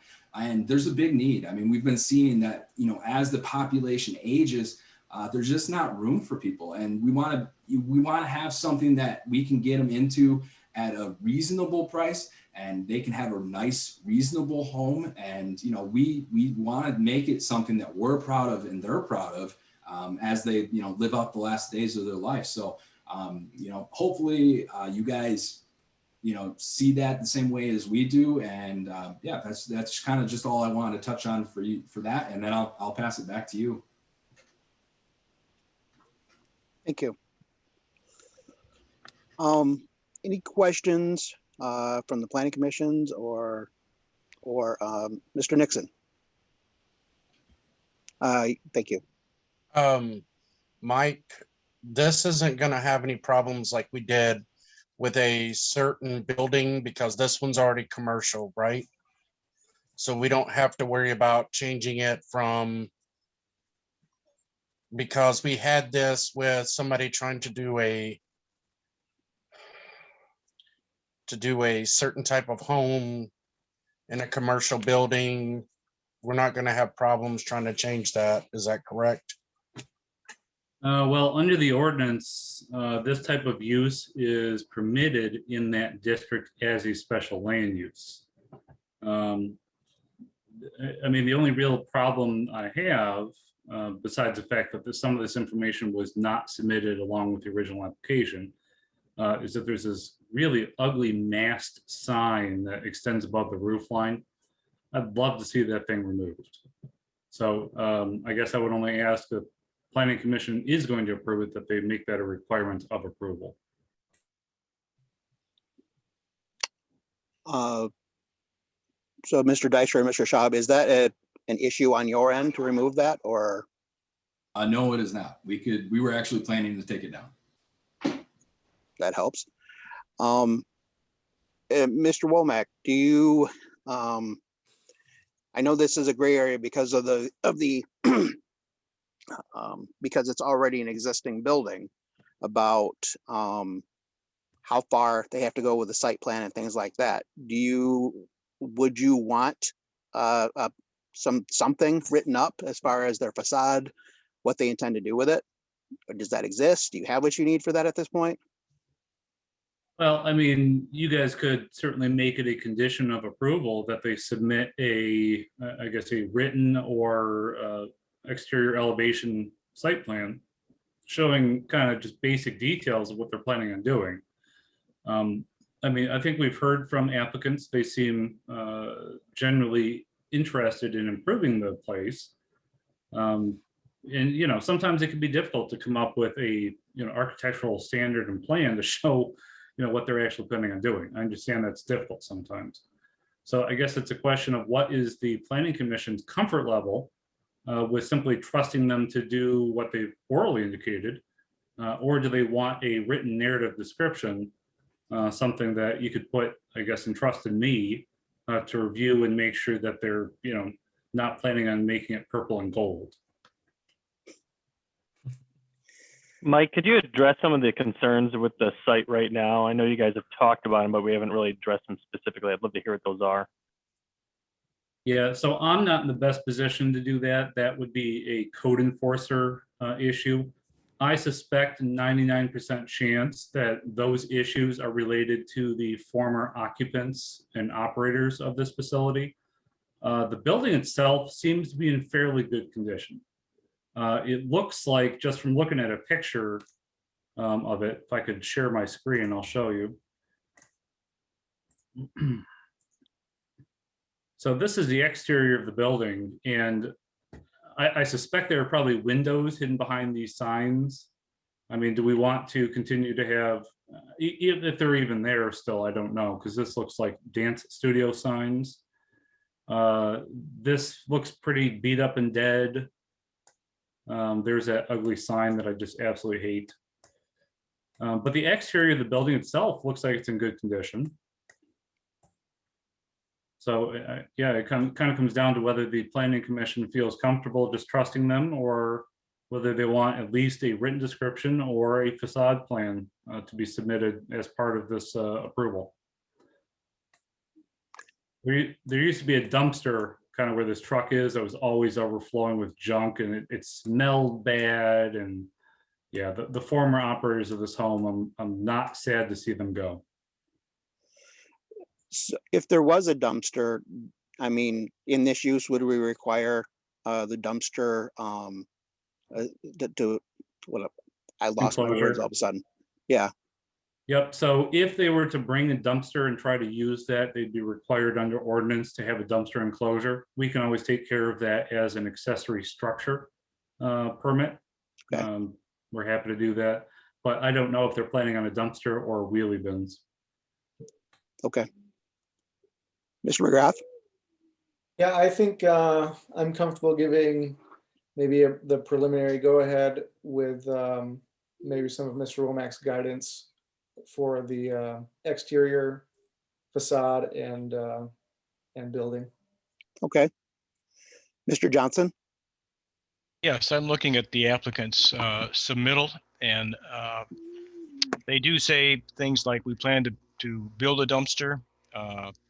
We're going to put in lighting around the walkways, entrances.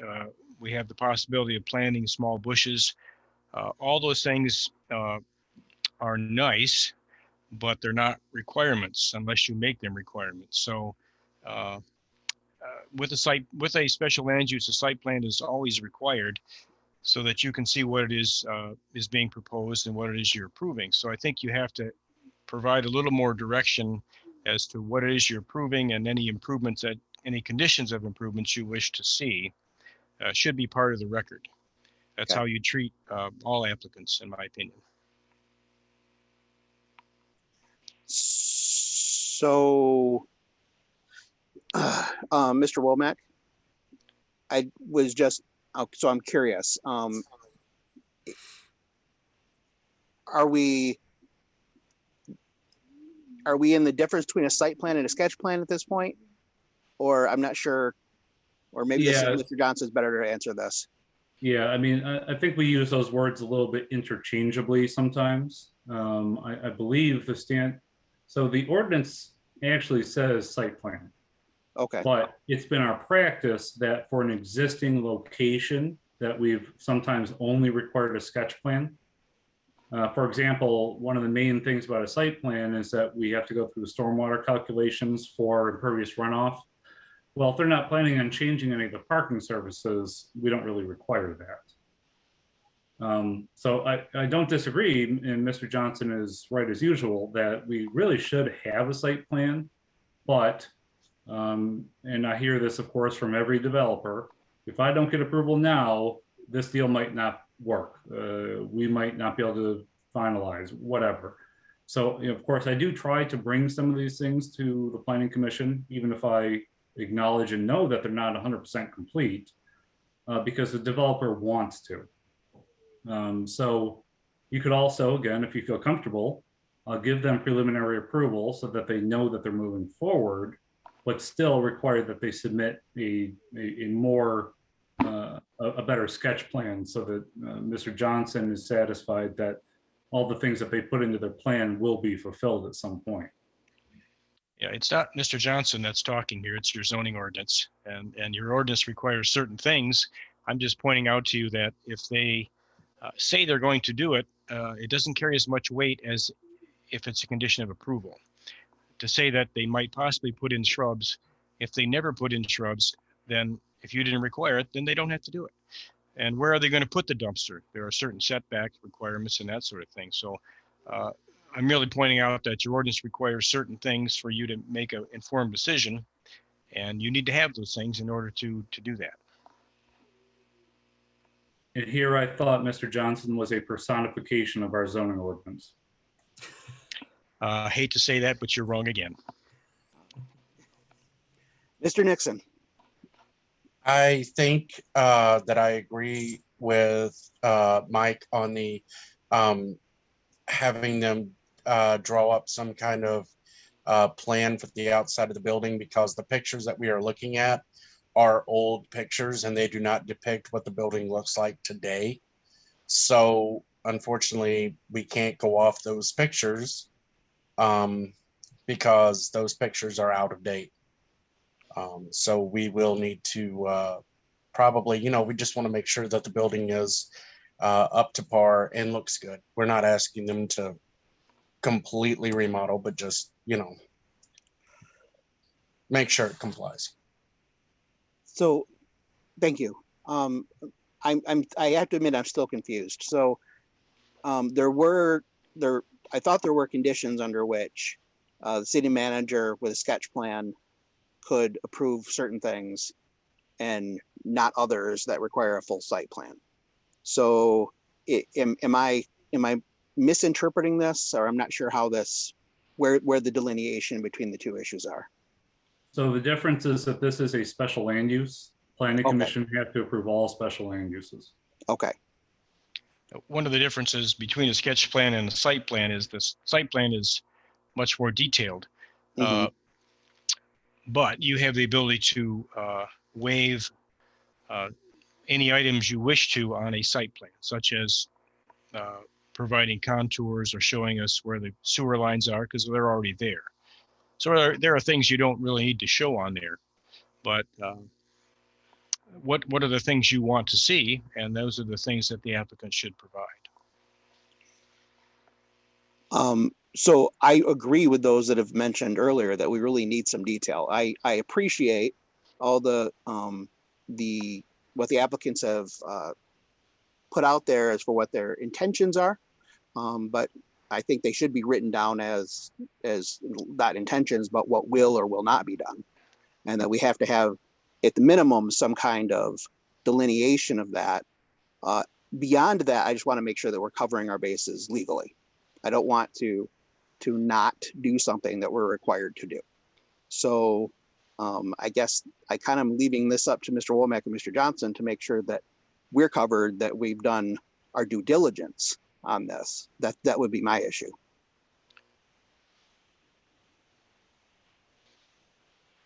Well, so again, you could of course ask the applicant their thoughts on timeframes, but I'm comfortable with just a more detailed sketch plan. I think they've got the bones written down in their narrative form, showing us or telling us what they plan to do. Maybe they just need to translate that to paper to show us actually where and exactly what they're going to do on a site plan or a sketch plan. I'd be comfortable with that. The question then becomes whether Planning Commission wants to give any kind of weight and authority to that by giving preliminary approval or something to that effect, or whether they just want to tell applicant, hey, come back next month, we'll approve you then. Mr. Johnson? Well, I think you can give some preliminary indication that the use itself is approvable, but for more detail on the site drawing. And the Planning Commission could require that a more detailed sketch plan be brought back to them for further review, at which time it could be approved if it was acceptable. Is one way to approach it. You could also ask that the site plan be approved by Mr. Womack all on his own without coming back to you. And that would take a approval of the special land use again, and then subject with the site plan being approved by Mr. Womack. So there's two possibilities there for you. Okay. From the planning commission, do I have an opinion one way or the other from those that would have to vote on this? Mike, could you talk to, I'd love to get these guys moving ahead, but I'm with everybody else. One of, I think the things that we're responsible for as a planning commission is an improvement of our city. That's definitely a building that needs some external improvements. But that being said, I want these guys to be able to move forward and get started. So what's a way that we can, maybe a sample motion that you could walk us through that allow these guys to move forward while still having the ability to have us approve that site looking better? Looks like I put you in the spot there, sorry. Yeah. So that's tough for me because, as I've indicated before, I sometimes feel like I'm colorblind when somebody says if they want to improve something, I can't tell the difference between the colors and what's going to look nice. Thankfully, that's not my position. A dirty little secret is that when you guys say, hey, have the city manager approve this, usually that goes over to the Conley house and I say, hey, what do you think about this? So the code enforcement officer, I believe, already messaged the applicants the issues that she had been addressing with the previous owners. I'm sure that they have worked on addressing that, but if you look at our zoning application, it does specify very specifically on there what is expected. And then I would indicate that in their narrative, as Mr. Johnson was pointing out a few minutes ago, they indicate that they plan to have a dumpster. Well, if they plan to have a dumpster, they should be able to put it on a sketch plan. If they're going to improve upon the exterior of the building with bushes or colorers or remove the sign or something, they should be able to put that on a site plan or a sketch plan. So I think it's just simply translating what they've already done onto kind of a site plan instead of it being in a narrative form. And of course, I'd be happy to work with them if they've got questions about how to do that or what's expected of them. Does that answer your question? Or it's a tough question to answer. I'm sorry. Yeah, I know these. I feel like these guys have the best interest at heart, but I'm also somebody that doesn't want to go on a pinky promise to make sure that the outside's going to look better, right? I would really like something in writing to make it look better, but I also want to make sure that they move forward. can we address the issue that Mr. Johnson brought up earlier about, can we first maybe point them in the direction of whether or not we believe that this is an approvable use before we actually approve it, and then we can kind of go and see and clarify what we're going to require from that point on, as a straw poll, I would say. We're not voting on anything, but it's just as a straw poll. Does the planning commission believe that this is an approvable use? Yes, I believe so. I'm seeing nodding, I'm seeing thumbs up. So I believe that we're at that point. I think we are missing some detail. So at that point, the question for me is this detail that we need to see again before the planning commission, or is this detail that we can delegate? Yes, Ms. Hamill? I would say that we could delegate it. The reason why I'm saying that is because a lot of the exterior needs to be on par with like residents and also an elderly pool of residents. So any fear of having the house be like crazy looking is likely not going to be an issue because it literally doesn't fly with the business plan. So also everything they said seems like it's on the up and up with what we would want with the ordinance. So it's really just an issue of having everything they said be put onto in writing. So I would be fine like approving it subject to a sketch plan that matches everything that we had discussed here, and then having the city manager approve it. And if anything else, if anything is not meshing or something has been changed and it needs to be brought back, then we could discuss it there. But I don't really see anything that we were like confused about or didn't want to approve or had strong opinions on one way or another. It just was like, it needs to be painted like you said. The sign needs to be taken off, like you said. The fencing needs to be fixed, like you said you're gonna do. So just like having it actually be in writing. Any other opinions or questions? Or clarifications? Mr. Nixon? I might have missed this in my reading or hearing this, and this is for, I'm not even gonna try the last name, Mr. Josh. How many residents are gonna be there? So we're applying for a 13 to 20 bed facility. We don't know. We're actually, we just had the architect out to measure everything and do sketches, but it would be somewhere between that range. Okay. And are you gonna have a van there to transport? No, we don't plan on that at this time. Okay.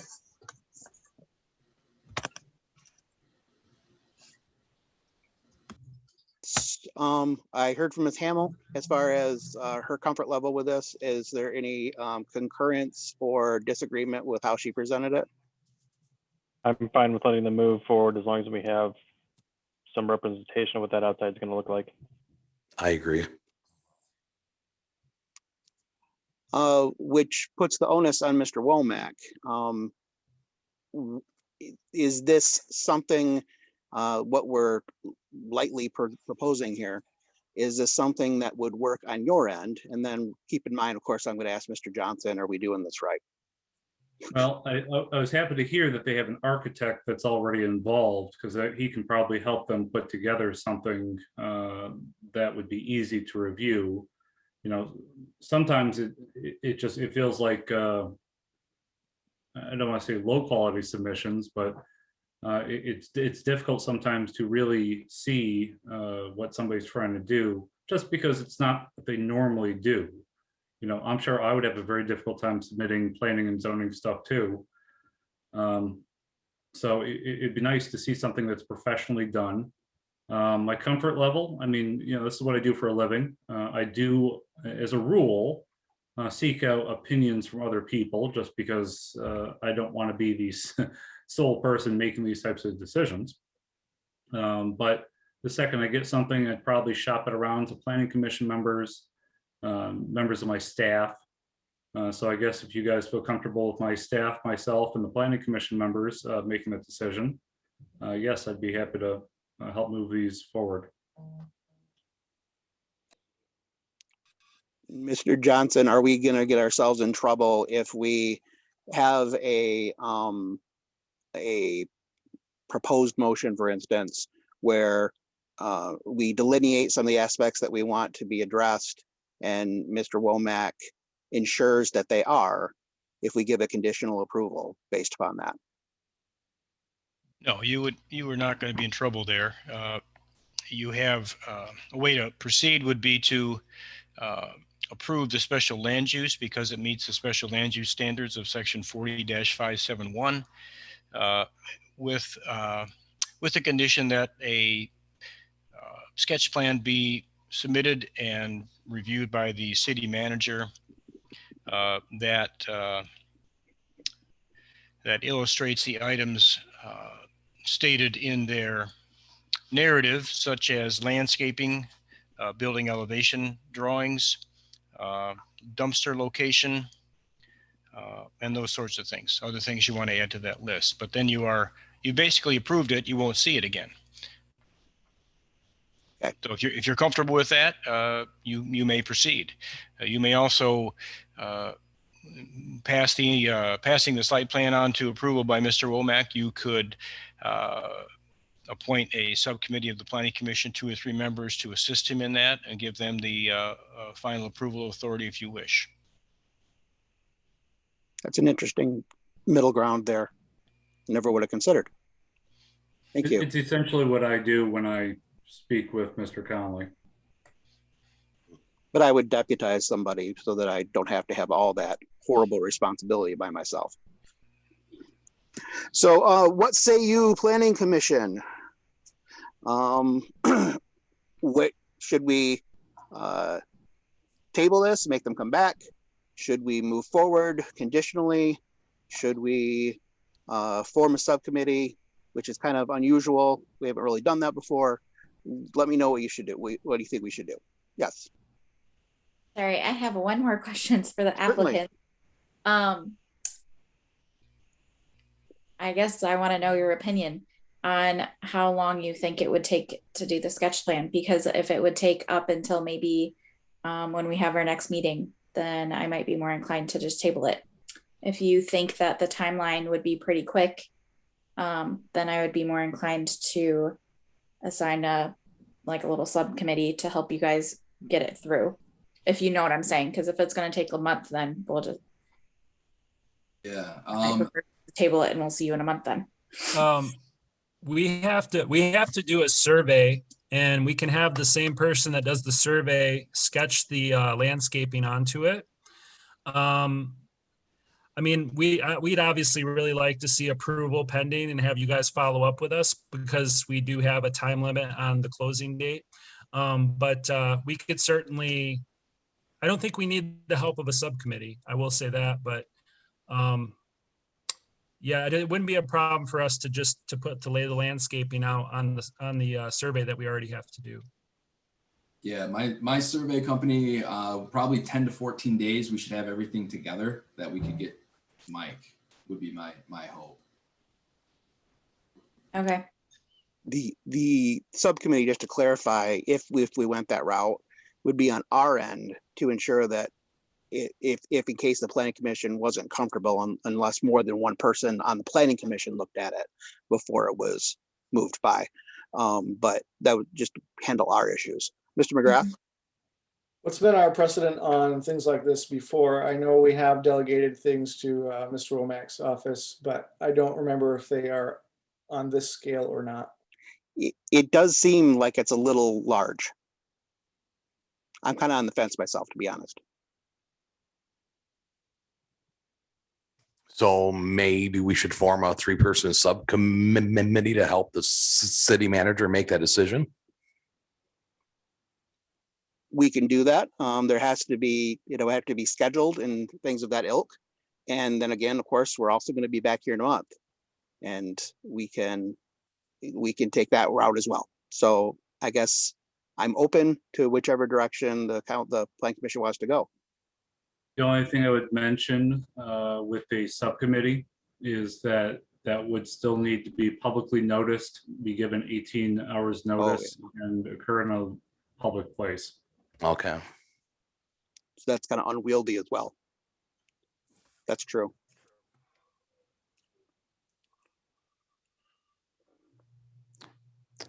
Well, I guess I will say I will trust our city manager. If you guys agree with me, I think it's something that he could definitely handle if we want to keep these guys going forward. I'm in agreement. Okay. Would anyone like to make a motion one way or the other then?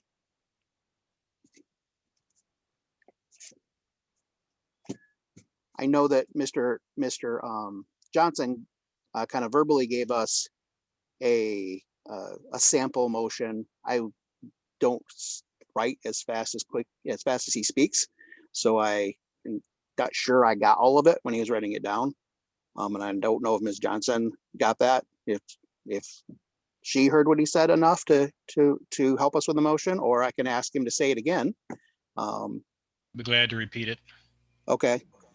So go ahead, Mr. Johnson, and then we'll see if someone wants to pick that up. Okay, well, the motion would be to approve the special land use for the proposed ASC home with 13 to 20 patients at 270 West, was it Spring Street? West Street. West Street, I'm sorry. As the project meets the special land use standards of section 40-571. Approval is subject to the condition that a sketch plan, an accurate sketch plan, be submitted to the city manager for final approval to show items relating to the improvements to the outside of the building, the removal of the sign, restriping the parking spaces, and providing landscaping and the dumpster enclosure locations. And then anything else you want to add to that list. Lighting should also be added. I think they put that in their narrative as well.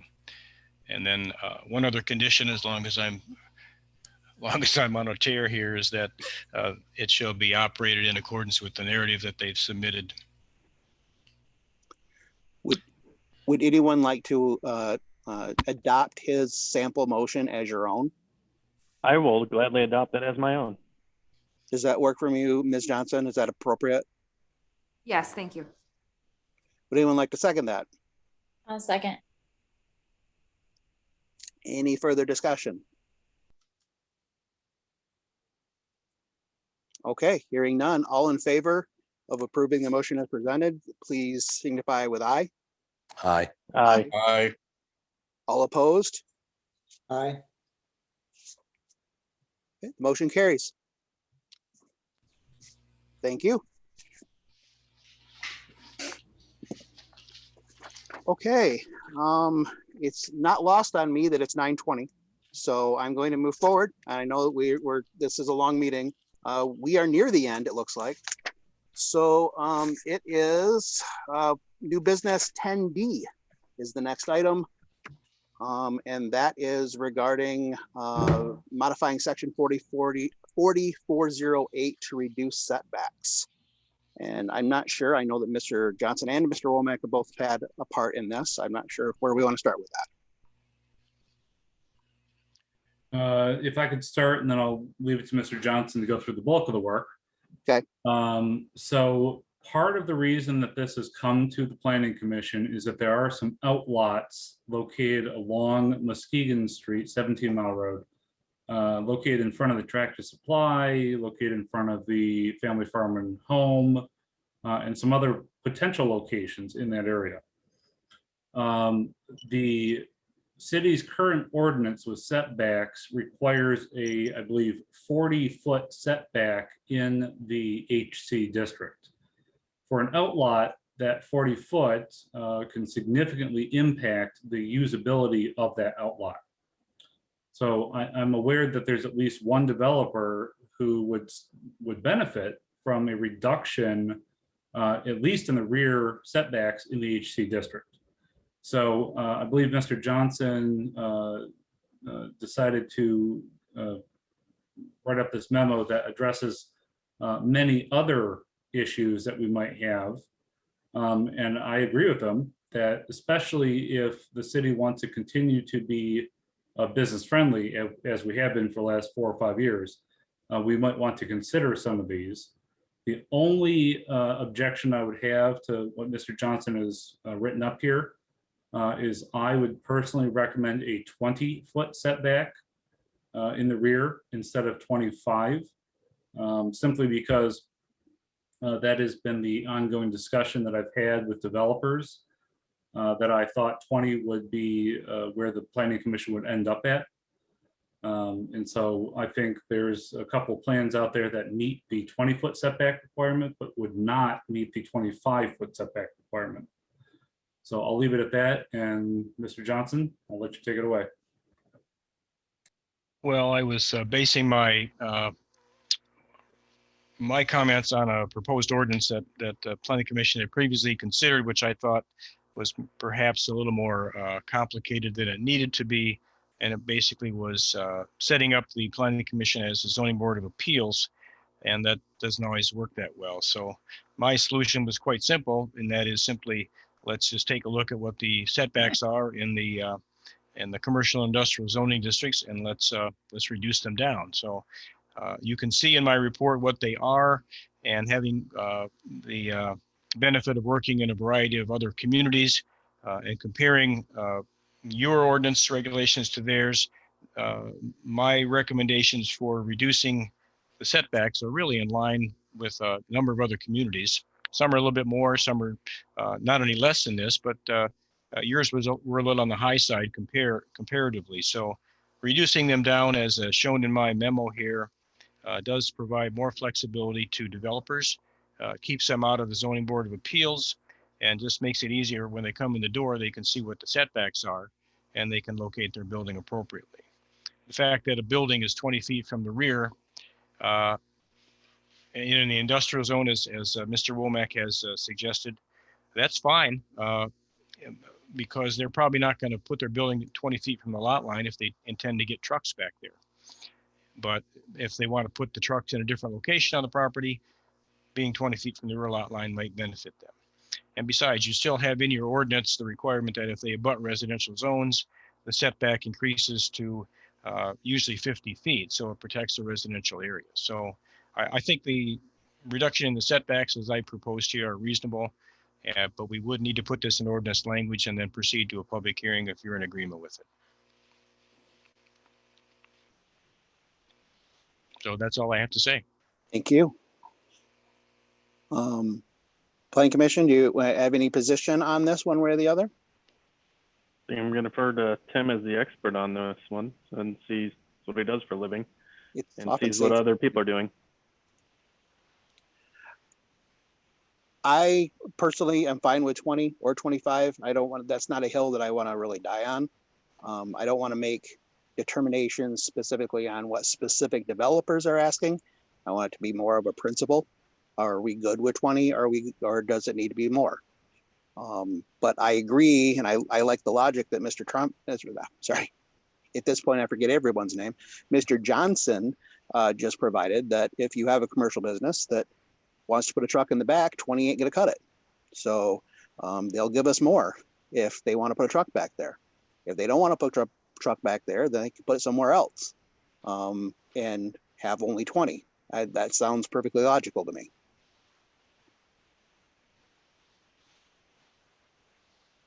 I'm fine with the 20 as well. Were you talking about semi trucks? Yeah, for deliveries, I'm assuming. Sorry, this is a dumb question. So then where would they put it then? I'm assuming if their lot was shaped in a different way and they're putting their building on it up to the 20 feet that we're proposing, that they would have to deliver on one side or the other of their building rather than bring the truck behind it. Okay. Because what this is really for though is for like properties like on 17 Mile where you have like the back rear property and then the front property, right? Mm-hmm. Okay. Right. Even the current setback requirement of 40 feet in the rear isn't enough to build a truck delivery area back there. So it just allows them a little more flexibility to move their building further back and provide more parking or other activities in the front. So. Okay. So not to belabor the point, I don't know if we necessarily have to go through every one of these. I'm sure that every one of you read and thought about these in depth. I guess what I'm thinking right now is I'd like to proceed forward with putting together an ordinance, and you guys can review the ordinance at that point for any changes you'd like to see made before recommending to the council. So we can save some time tonight, hopefully come back at it when we're not 2.5 hours into it, maybe with a little bit less marijuana on our minds. Good idea. I'm going to leave that one where it sits, actually. So what would you need from us then at this point? We don't have a motion or anything like that on the board. We're just looking for discussion. Yeah, Do you have what you need? I guess I'd like to hear from any council or planning commission member who doesn't feel that these changes are appropriate. But otherwise, I'd like to move forward with writing an ordinance, and then we'll discuss the ordinance that would incorporate most of these changes. Does anyone have any comments that they have not had a chance to say yet? Okay, I guess we'll move on from that issue and we'll wait for the ordinance language to come our way and then we'll tear it to bits then. All right, so 11, open discussion for issues not on the agenda. So I see we have some correspondence. Who would like to let us, or at least describe that for us, or what do we got here? It says there's a 2020 Planning Commission minute index and an attendance report. Is there anything to deal with there? Nope. So that's just a summary of what the Planning Commission has done over the last year. It's a good just reference for you guys if you have questions about projects that have been completed, what was required for them. And then that information is also already passed on to the city council for your annual report. Okay. And I guess my only question about that is, will the gold star be forthcoming for my perfect attendance last year? Sure thing. Okay, good. All right. So, and then I guess we'll move on to staff comments. The city manager comes first. So someone will have to remind me, at the beginning of this meeting, I commented, well, I can address that at staff comments. There was a request from 612 to hold a special meeting. There you go. Okay. Well, so Planning Commission, I guess very favorably for 612 has gotten through both of their marijuana issues. So the 2 marijuana businesses are currently on the waiting list should appear on your next meeting agenda. So as I've indicated previously, due to the Michigan Zoning Enabling Act requirements, notice requirements, that kind of thing, the soonest that I would feel comfortable holding a special meeting would be March 30 at 7 p.m. Or we could make applicant wait 7 additional days and do that at your regular meeting, which is scheduled for April 7th. So, you know, we're very business friendly here. We, I think, bend over backwards sometimes to help these businesses out. And I'm sure that they're eager to be here. But I don't know, is 7 days going to make that big of a difference? Do you guys really like hanging out for 2.5 hours with me that often? I can bring up a point that may be salient. I know that I have potential plans to be somewhere other than here on March 30th, possibly. They're not settled up now, so I can't really commit that I can be here for a March 30th meeting. Especially because our regular schedule meeting hits my son's school spring break, and so I'm already avoiding the spring break time because I have to be at that meeting. So I was trying to attempt to leave town that week. So if we hold the meeting, that would, I guess, then fall to the vice chair if he wants to run it. So I guess you'd have to ask him if he's going to be available. There goes your gold star. Yeah, well, for the regular planned meetings, I've made all of those. Personally, I'm not in favor of holding another meeting a week before the other meeting, especially since it looks like everybody's going to make onto the agenda. Now, Mike, don't we have somebody else in front of them too still? Jade Farms. Yep, sorry, my thing wasn't unmuting there for me. So, and that's a good time, Mr. Johnson, for maybe to talk us through just a few seconds. So when the city council imposed the 2 review limitation on the Planning Commission, Mr. Johnson and I discussed potentially having these applicants submit their plans to him first for a preliminary review so that they could maybe fix some of their issues before it even got to the Planning Commission. Kind of a, you know, first meeting without the meeting. And so, Mr. Johnson, I know you've done your reports. I haven't read them, unfortunately. Do you think that the applicants are going to be able to submit all their fixed site plans in time? How did you feel about that? Well, Jade Farms, I sent out a report last week on their preliminary plan. And 612, I'm probably going to get to that either Friday or Monday and can get them a preliminary report. And then that would give them time to get something back before the possibly the March 30 meeting or the April meeting. Well, okay, so I guess from my perspective, if we know that these two are already going to be on the agenda, we can set the public hearings as required under the Zoning Enabling Act. And then Mr. Johnson, since you're already kind of familiar with those reports, when do you want to have final submissions from those applicants? 10 days out prior to the meeting?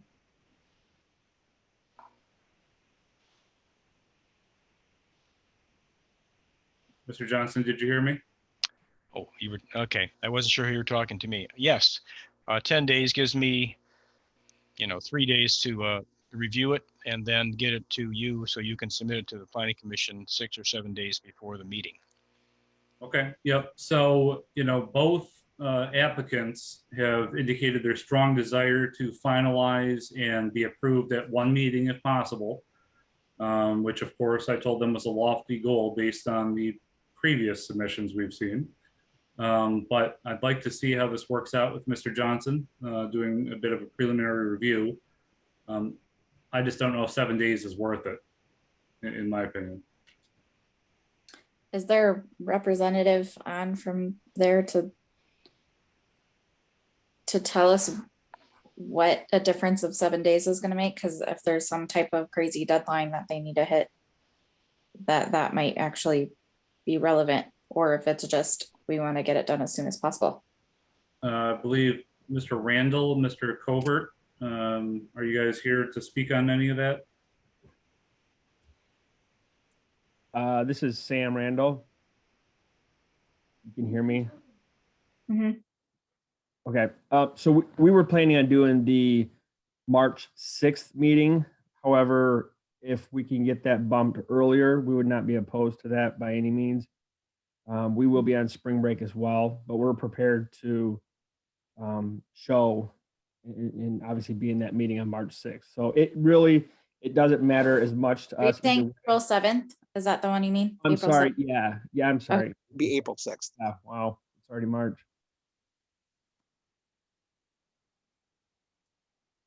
So yeah, the 6 or 7 days doesn't make it or break it for us, but if we could do it before we leave for vacation, that would be ideal.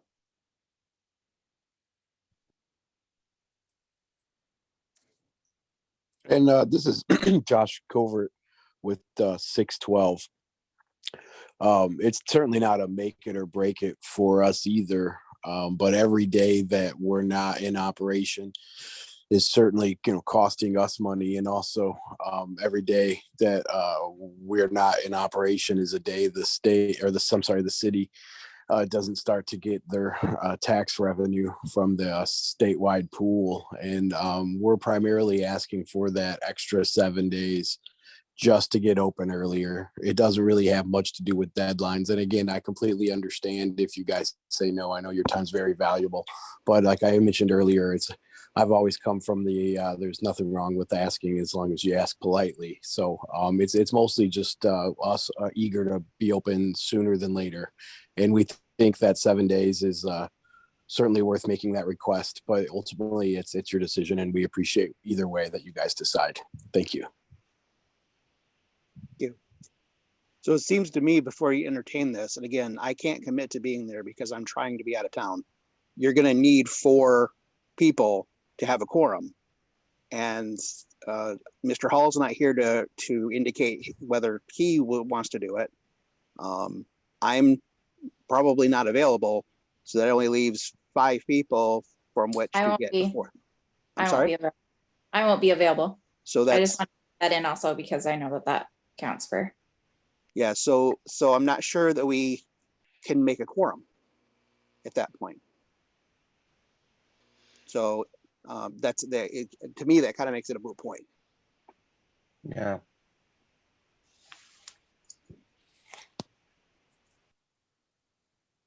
Yeah, I kind of agree with that. Okay. Me too. Well, bad luck, Kyla Nixon. Looks like you're not going to be running the meeting.